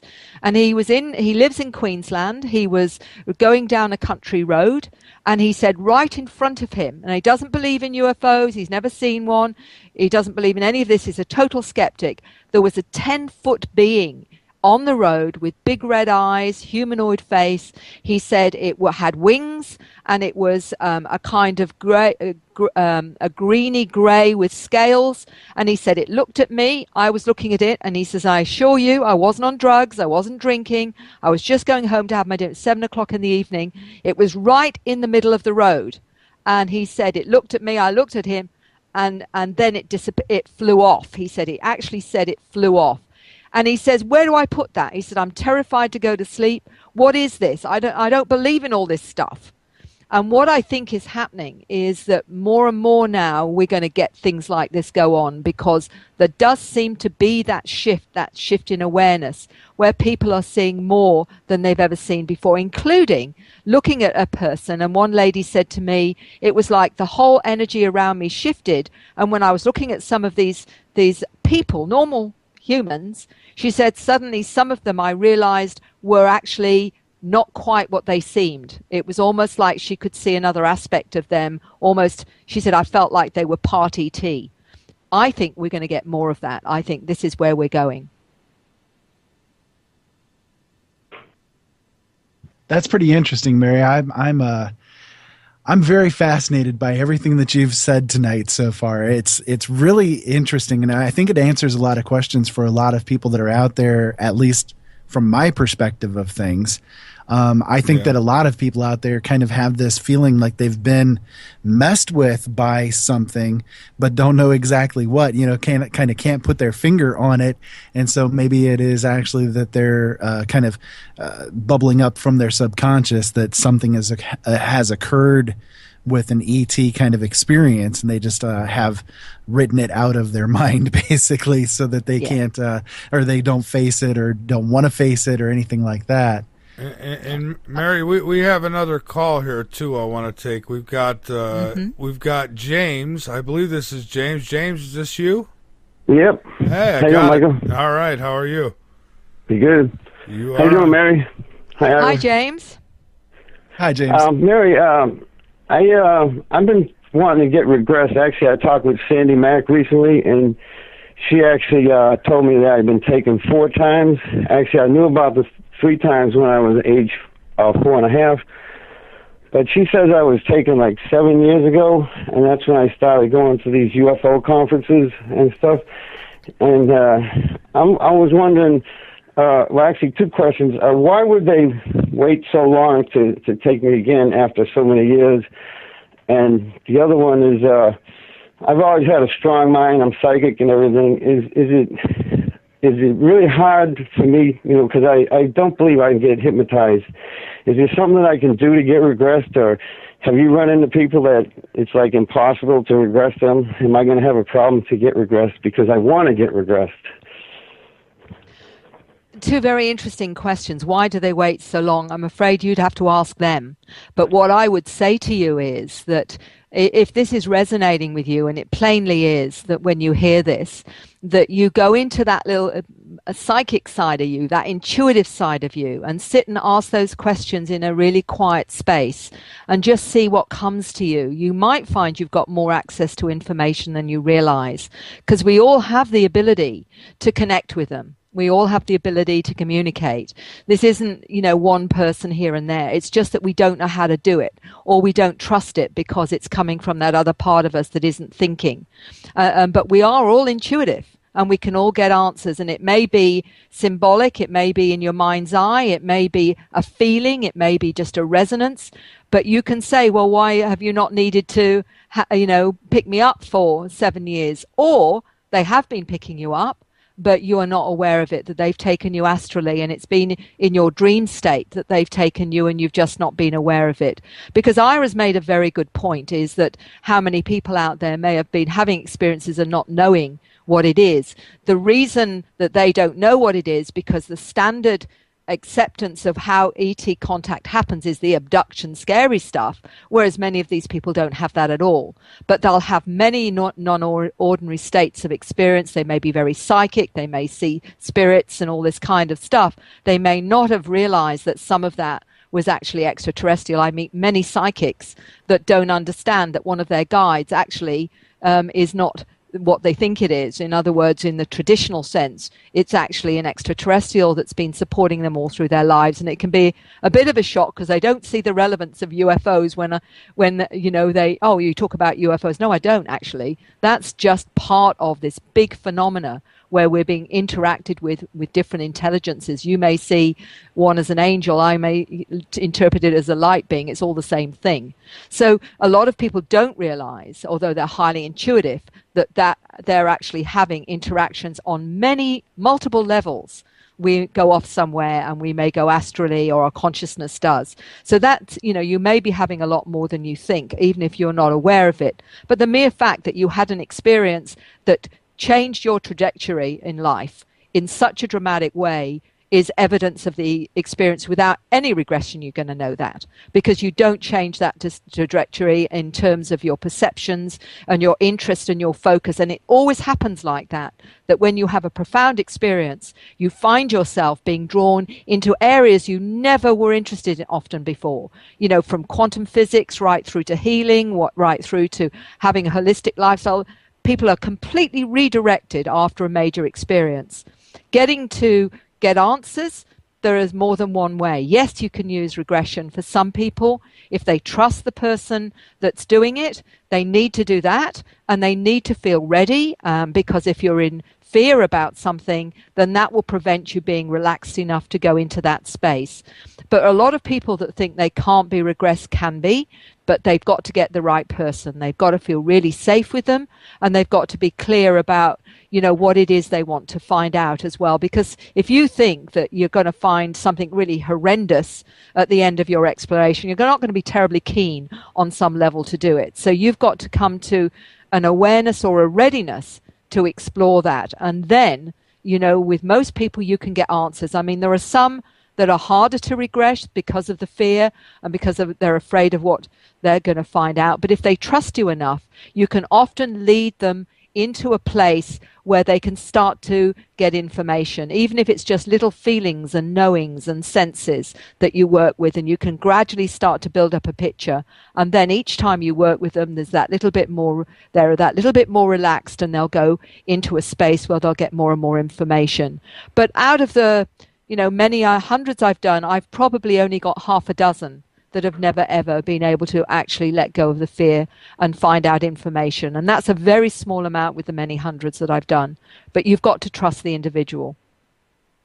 Thank you. One final thing. Did you know that your fellow colleague, Barbara Lim, recently had 2 strokes, that she's doing fine? Yes, I did. And she's a most amazing lady and a wonderful friend and colleague. We've spent many times speaking together. And I was very disturbed to hear that she'd been into hospital. But apparently, as you say, she's recovering well and she's back up to speed and she's doing really well, which is just brilliant.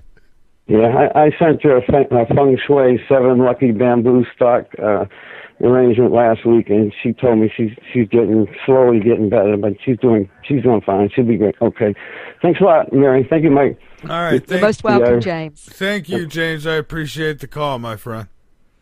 All right, so Native American name. They're talking about Native American names in the chat room. Kind of caught me off guard there. Listen, we've got about another 20-some minutes to go. So, Mary, what I would like to do, unless we get any more calls, I'd like to give you the floor to get out anything that you'd like. And I do want to say that you are a fantastic guest and you're doing great work, and I would love to have you back in the future and keep getting updates on your success. Oh, it's a pleasure, Michael. And I actually want to say the same to you, because every one of those like yourself that are prepared to give up your time and energy to, spread information and understanding right across the board to the listeners is such a valuable part of this.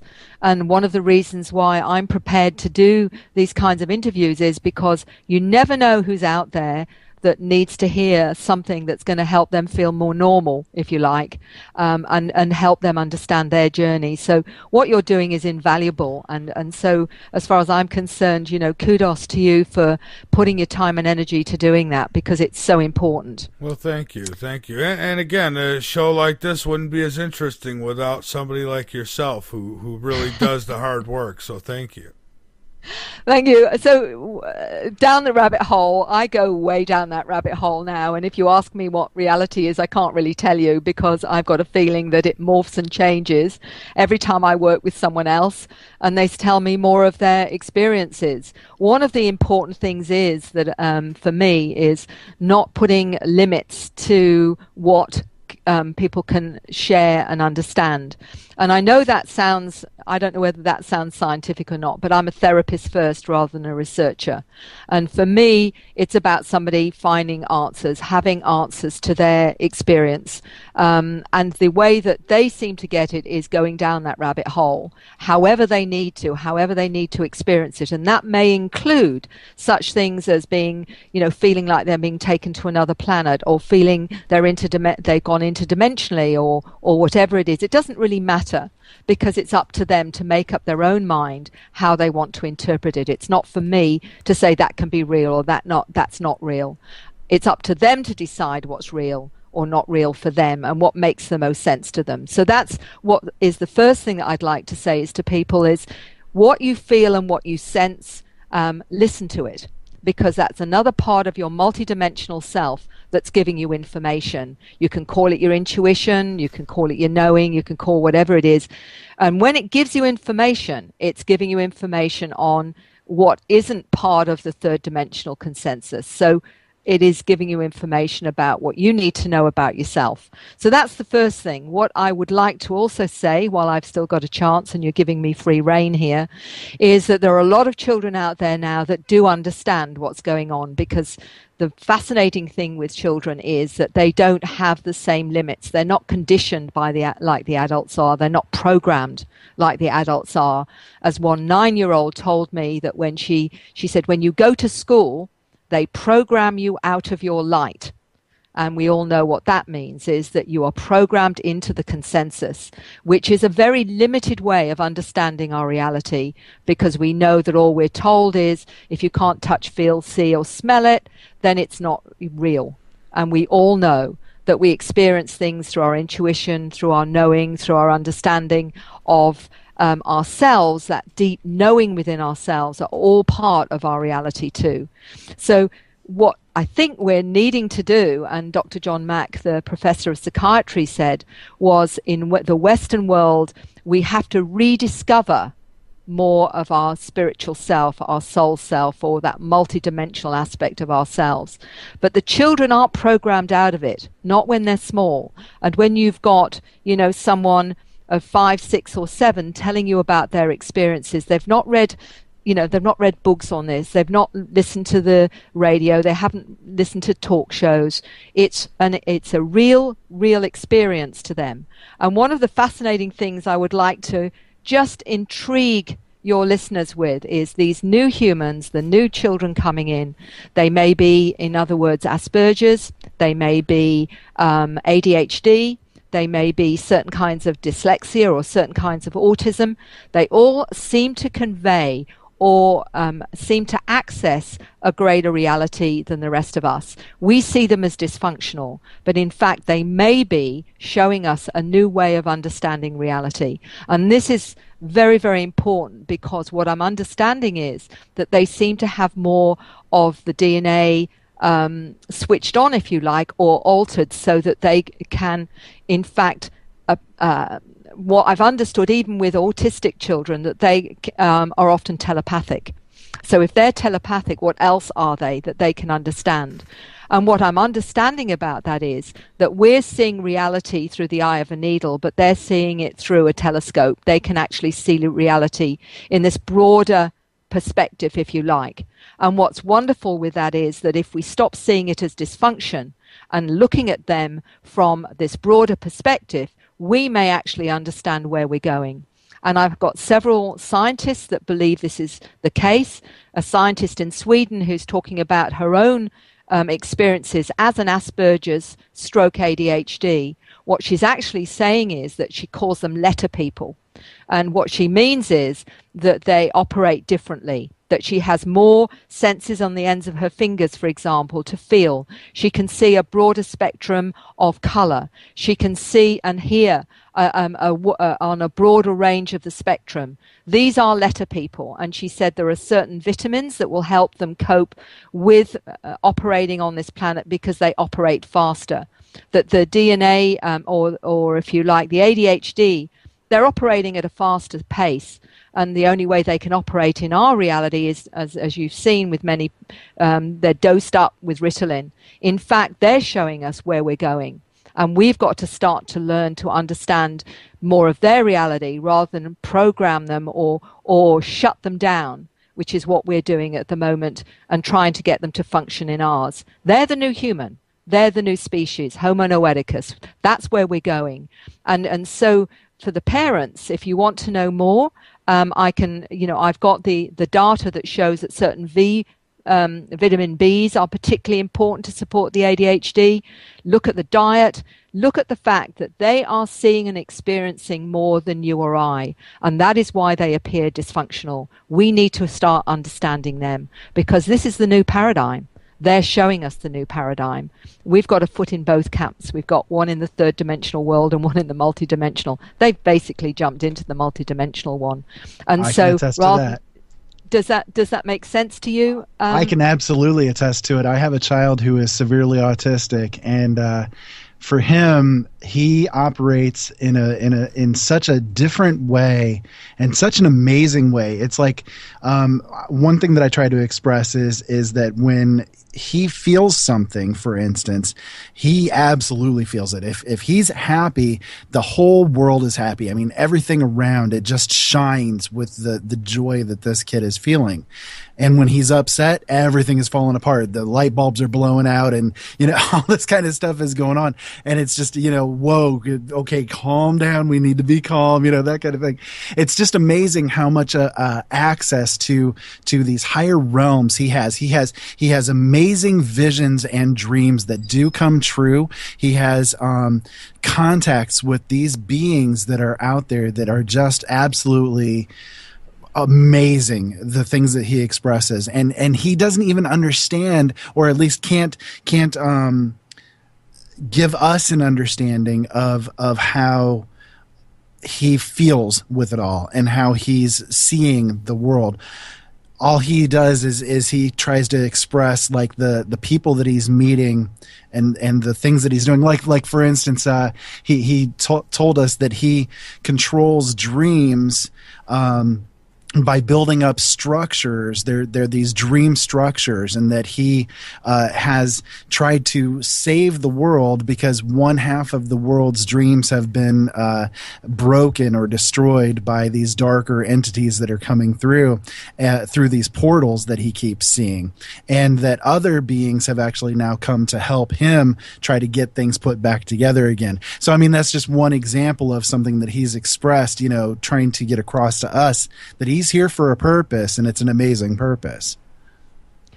It's wonderful, Ira, that you've actually said that, because this to me is evidence of the truth that we are changing as a species. And actually this particular scientist that I'm working with, she actually explains it as a letter person herself. She said it's not so simple as foreign DNA. It's a combination of genetically improved bodies in combination with souls from different places in the universe incarnating in these improved bodies. The souls have different frequencies and vibrations depending on their evolutionary status, and that plays a role in activation of the DNA in that particular body. And she said, I also believe we have to take into account the collective soul of Homo sapiens. So that encapsulates what's happening now and how this is all being orchestrated, which seems to resonate with so many people that are having encounters on whatever level. It's pretty cool too, because I have two other children. I have another daughter who is younger than my son, who's autistic, but with her, she has access to a lot of these different abilities and things as well. She has like this access to a much higher understanding than the average 11-year-old, quote unquote normal 11-year-old out there does. She's like just such an old soul, I guess, is kind of the best way to put it. She really does seem to be from outside of this world, just because she looks at the world and says, why are things this way? This makes no sense. Don't you people understand that there should be different ways of doing things? Why are you people doing this? Just kind of expressing how she doesn't even really belong here, She said many times she feels like she's from somewhere else. And so I feel that what you're trying to say with the different things that you've expressed tonight with these children that are coming in that are seeming to be from different places trying to come here and help to raise this world up, I fully understand that. I'm seeing it firsthand here in my own home. So it's very exciting to me. We try to do our best to encourage the kids to be who they want to be. So that's exactly what I do with my kids. Encourage them to be who they want to be, and I accept them for who they are. And it is a difference with our youngsters. I joked around a big part of my life and says, I feel like I don't even belong here. But at times I do feel that way, and so maybe there's something to it. But I know I'm not no star child or anything like that. I mean, I'm too old, right? But but these kids, they're just, you get the right ones and they're fantastic. It's like speaking to another adult. It's like they've got this only even better. I mean, they really ask the right questions because their mind hasn't been polluted. And it's amazing. It is. So it is. So Mary, before we run out of time, anything you want to plug and get out there, you're more than welcome to do. And I have really enjoyed speaking with you tonight. Well, it's been a pleasure, and all I would like to say is if you've got children that are telling you things about what they sense and what they feel, listen to them. That's the most important thing of all. I'm writing a book on the new human, the children and the teenagers that know where they're from and have their memories and know they've come here for a reason, because I think it's important that we listen to the children. And I think we even need new schools. But that's another story. So in terms of that, all I would like to say is that we do have surveys for the Foundation for Extraterrestrial Research that will be coming up, a new website. So if you contact a CERN and want to know more about free, I can give you information. CERN also has a free subscription to the newsletter, which I let people know where I'm going to be and what I'm up to and this kind of thing, because I'm going to be in Scandinavia in September, October, speaking in Norway, Sweden, and also in Denmark and the UK. I'm going to Brazil in December as well to speak at a conference there. But the most important thing is, I'm saying to people with experiences, listen to what you feel and sense. And I know that, Michael, you're feeling you might be too old to be one of the star seeds. To be quite honest, no, you're not. You're just one of the older generations like myself. And we're the ones that are straddling the two worlds. We're the ones that are helping the new ones that are coming in. We're giving them a baseline so they can move forward and be all they can be. So that's why you're doing what you're doing, because you are one of them. Or you wouldn't be doing what you're doing right now. And you can strangle me after the show if you want. Ira, thank you. You're another one. I've got no doubts in my head that you're one of them, and you're bringing up some beautiful new humans in your family as well. It's been an absolute pleasure, and thank you both so much. Oh, thank you, Mary, and we'll keep you linked up at Late Night in the Midlands, and I'll be in touch because I might actually want to go and try out one of these regressions and see what happens. So thank you. You're most welcome. Take care. All right. Have a good sleep, and thank you for being with us. Mary Rodwell, folks, and she she stood up late for us. She's not in our neck of the woods, and we appreciate that. Ira, a great guest, and you came in at the right time, because that's why I wanted you to stick around, because I knew that we were going to be bringing up the whole autism end of things, and who better to be on that end of the conversation than yourself, because I love her thoughts on it, definitely. Yeah, oh yeah, I think she's got a great perspective on things, and that's why I asked her to come on the show tonight, and it has been a great show. I wasn't sure exactly where we were going to go tonight, but it went in a really, really good direction. And I know I did want to speak about these star children. And, I don't know. For me, I'm a '70s child, so I don't know. Yeah. Well, a lot of people, they try to poo-poo on the idea of the star children or the indigo, or however they want to put it. They're kind of all one and the same. A lot of people poo-poo on the idea that they are there, but when you have an experience like with us here in our family, and you see the way that the children are, and I know your kids are the same way. When you see these kids and there's such a vast difference in these guys as opposed to like what the average kid out there is. It really is an incredible difference between the two, between the way that the mindset just is on a baseline level. And not saying that our kids are special or anything like that, but they I think that they are to change the world. Right, and I was just throwing a joke out there. I mean, but it isn't a joke. I mean, our kids are special to us, and for me, I have this thing. I arrive. People are talking about how they miss Donnie in the chat room and things like that, and I've got plants. I'm not kidding you. I do. Okay, call me a psycho, whatever. Some people are cat ladies and whatever. Some are hoarders. Okay, I got plants, and my plants. A lot of them represent people who have passed on that I want to speak to. A lot of my plants have names.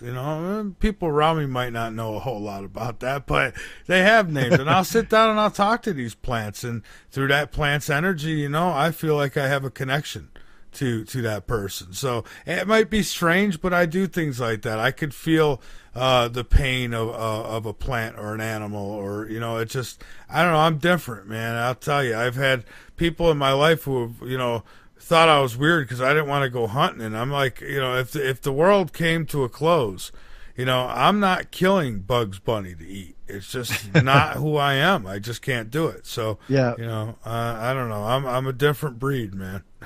For me, I'm the same way. I can definitely feel the pain of others. I can lay hands on and heal people, that kind of thing. The most weirdest experience for me was the day that one of my friends went into labor. I touched her right before she ended up going up to the hospital room to give birth. And from that point forward, I ended up being in labor with her. I was feeling the contractions at the same time that she was feeling the contractions. Oh, good Lord. I can't even handle a toothache, man. She was said, boy, the birth was really easy. I said, yeah, I know, because I'm the one that was feeling it.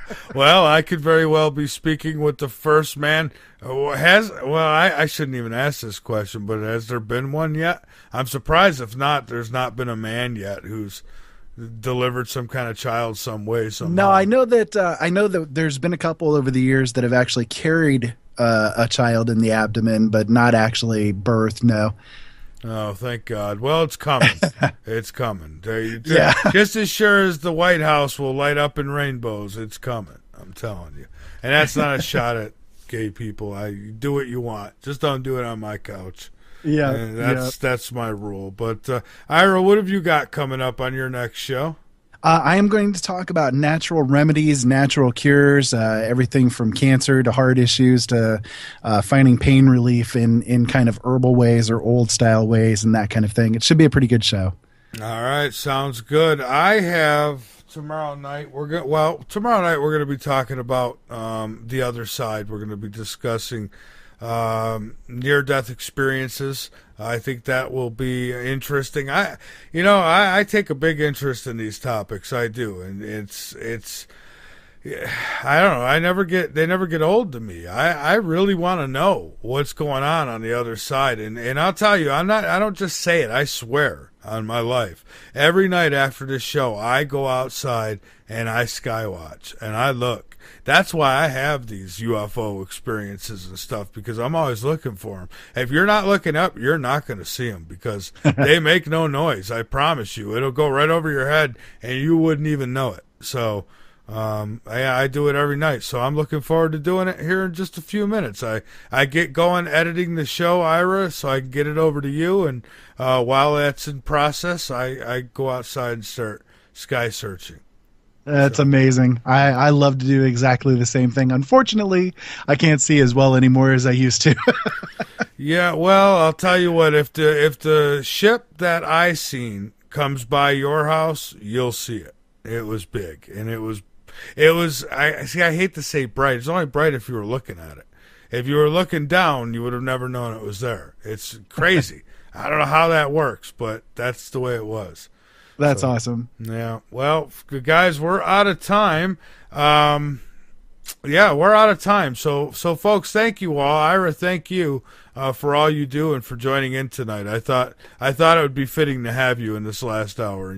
it was. So thank you. You bet. My pleasure. Have a great night, everybody. All right, you have a great night too, Ira. And folks, question everything. I tell you this all the time, question everything.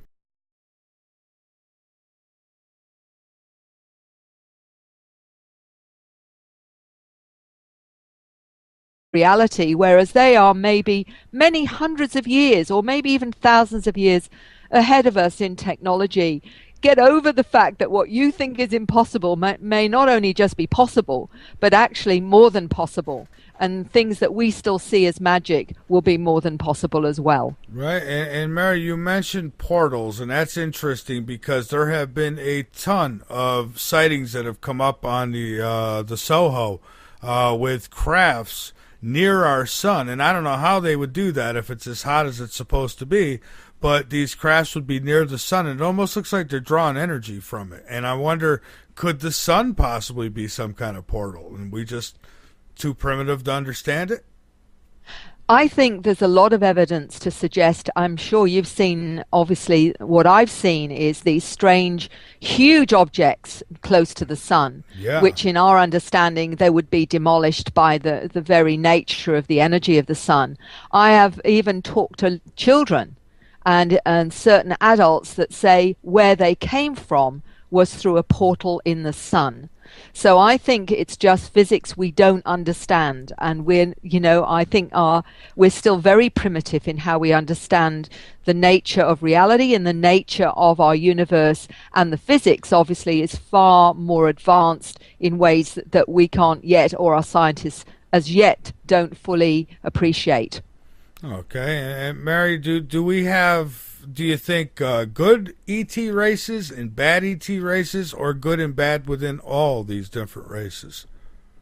Oh, I'm not sure anybody fully knows. But all I can say is that sometimes people have very loving experiences with, for example, the little greys. And yet there are others that have really scary interactions with them. The same goes with some of the reptilian beings. Some have very loving experiences. Some have very scary ones. My feeling is, and I've got no way of validating this, is that I was told that by one lady that she knew about 165 species of grey. So basically, if we take one grey, it would be like taking one human being off the planet and saying, well, that represents everybody. I suspect there are those that are very benevolent towards humanity, and certainly there seems to be that, and certainly I'm getting lots of evidence for that, and there's maybe some that are more self-serving. But when some of the latest research that I've done through a new organization and a survey that we've done of over 1,300 individuals in this new organization that I'm a director of, the Foundation for Research into Extraterrestrial Encounters, we have discovered 70% of those that answered that survey were positive experiences, not negative. So it's certainly the positive far outweigh the negative interactions. That's incredible. And well, here's my thing. It seems that they're behind abductions, and maybe not all of them. Some people say, well, how do you know the government's not doing it and making you think you were abducted by ET? And I suppose that's possible, but I don't believe for a minute that accounts for all of them. And so they're doing things like that, and that's kidnapping. So I don't know, why are they doing this? Does the reason justify the deed?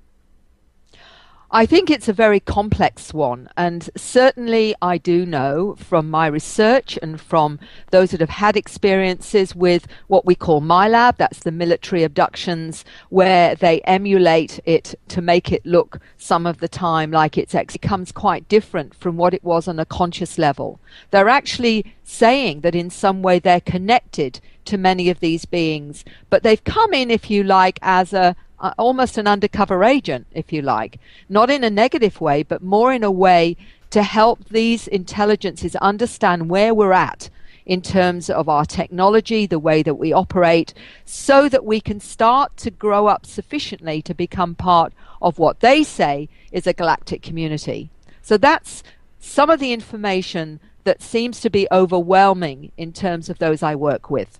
I see, and now some say they claim, anyways, that when they're subconscious or they're having some kind of regression done, that they're being guided. But in fact, you don't guide anybody. You simply how exactly does it work, so people get an understanding. I mean, you don't say, "Tell me about your alien abduction," right? Look, it's actually a lot of people have lots of misconceptions about hypnosis, and everybody goes into altered states all the time. You're watching television, it's a really good program, you get absorbed in it, that you sort of ignore all the noise around you, and you get into that space where you really don't know what's going on because you're focused, if you like, on the TV program that you like. Even driving, sometimes we all go into an altered state. It's something we're doing all the time.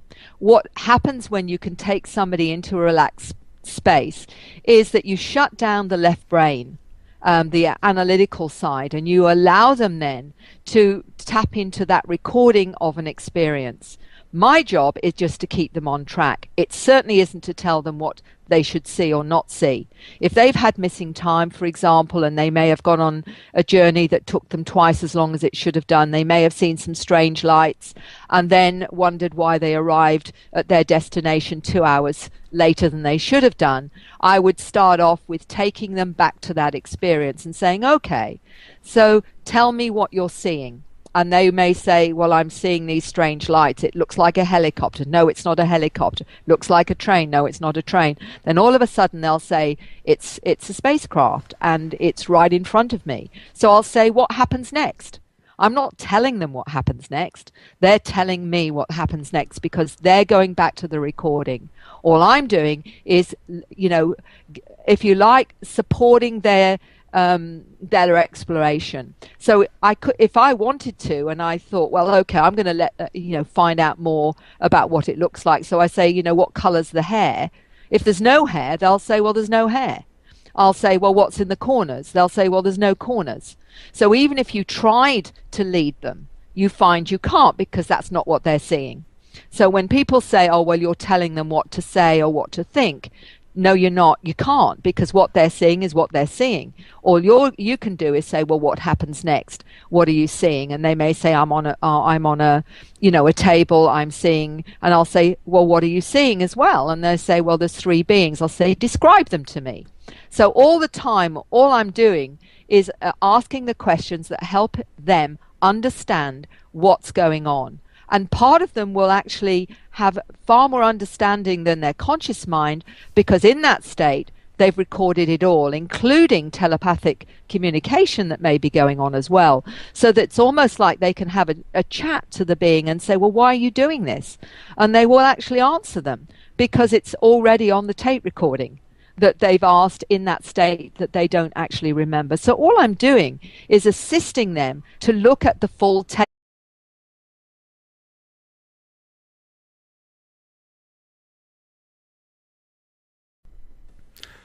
Good evening, Mary. I welcome you to Late Night in the Midlands. We are live, and thank you for joining us tonight. It's a pleasure, Michael. Well, it is. The pleasure's all ours. I look forward to talking to you tonight. The extraterrestrial topic never, ever bores me. I think it's one of the most important subjects that needs to be talked about.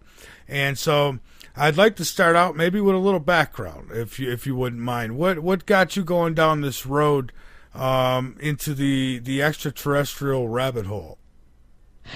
Well, I started out very normally as a nurse midwife, but went into counseling about 30 years ago. And as you know, in counseling, you get a very broad range of human experience, right through to the very normal experiences to people who have paranormal experiences and are trying to understand them, particularly if they've lost someone close to them and they feel they may still be around, and often have, rather strange experiences that prove to them in some ways someone they've loved is still, still there or they can feel them, or they feel they've been left messages. So in that sense, I sort of was desensitized, if you like, to paranormal activity, including the fact that I've always been interested in the strange, weird, and wonderful anyway. So, if there was something weird, I've usually got a book on it. So It seemed to be that I was leading 20 years ago to the very dear gentleman that walked into my offices and said, look, you know, there are support groups for everything, but for this, they just think you're a loony. And he proceeded to tell me about his experiences going on spacecraft, waking up with marks on his body, shaved areas. And the fascinating thing was that his whole family were experiencing it too. So this couldn't be put down to fantasy or hallucination, because his partner and the 2 children were experiencing it as well. So if you like, that was how my journey started in this very interesting realm of extraterrestrial encounters. Very interesting indeed. You researched now, is it over 2,000 cases? Actually, it's 3,000 now. Wow. And I get access from people all over the world, from as far afield as Uruguay and Alaska, you know, to Poland, to Turkey. And what's interesting for me is whatever the information is that they're getting about my work, whether it's through presentations or my website, it doesn't seem to deter them, the fact that, you know, that this is their second language. Somehow or other, you know, they still feel the need to write to me and tell me about their own experiences or those of their children. I see. So let's talk a little bit about, well, we'll get into their experiences, but I guess first off, you know, people have UFO sightings, and so what are they seeing? I mean, are these crafts actually from other worlds, do you think? I mean, or could some of these be our own government? Where do you stand on all that? And then give me a little bit of background as far as what your research has pulled out of the rabbit hole. Well, it's an interesting one, and I think already you've touched on it, that not all the strange anomalous lights and craft in the sky are actually, I believe, extraterrestrial. I think some of them are advanced technologies from our very own governments that we're not told about for sure. I don't terrestrial. There's certainly quite a percentage that are involved, this covert agencies, the military and bases. There is no doubt in my mind the most traumatic are those that come from my lab. Whether, you know, people want to hear that or not, that's our own people doing it and blaming the ETs. But having said that, there are obviously some that are traumatized by their extraterrestrial activities as well. And some of those are often traumatized because they haven't fully understood what was actually going on. And what I've found with hypnosis is when they understand, often there seems to be from that individual, some of the time at least, an understanding that this was part of a deal that they've made on some level. Now, that might confront a lot of people to hear that, but I don't make up the rules of the research. What I will do is ask, when they're in hypnosis, has there been any kind of understanding between this individual and the beings? And sometimes they will say yes. So make of that what you will, but that's how the person will interpret it in that state of the subconscious state. So in some cases, it does seem like there is an understanding going on. But from what I can understand about the MyLab, that's a completely different story. So as you can hear, Michael, it's actually really, really complex. And I think we just have to be very careful about making assumptions and trying to work this out from limited information, because at the moment, it is still very, very limited. I agree. And so what have some of the abductees, what have they said? I mean, because I've had those who have come on the show and they said that, you know, there are certain messages they might get or reasons. Now, as far as making a deal, now I hope we're not making a deal when we say, so like I'll go outside sometimes and say, come on, abduct me. But, you know, is that an agreement? Are they going to come and do it because we've said, I mean, that's people watch what you wish for. Right? Look, because it's complicated, one of the things that I know a lot of people have ambivalence towards hypnosis because they feel in some way that it isn't as credible as, you know, conscious recall. First of all, I will say that Dr. John Mack, who wrote 2 books on this as a professor of psychiatry at Harvard University. One was Abduction, the other one was Passport to the Cosmos. What he discovered was that often the information we gain through subconscious information or subconscious recall is far more accurate than conscious recall. And his reasoning for this is that the conscious mind edits out anything we don't like or we think can't possibly be real, whereas the subconscious isn't bothered about anything to do with that. It doesn't analyze it, it just records the information. So when I'm in that, working with someone in that state, I'm actually talking to the subconscious that records it all.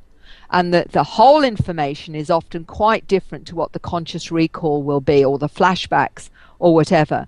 And there does seem to be, with many people who have encounters, that they have some connection to the beings that pick them up. And this isn't just the greys. This is, different ones like the mantid beings. There are lion, feline beings. There are a whole range of humanoid beings. And they say they're like family, that they have, if you like, agreed to come in human form to help this planet shift and change and grow up, if you like. So their understanding, think there's any doubt in my mind and most researchers that that's the case. However, there are certainly some craft that seem to be from somewhere else.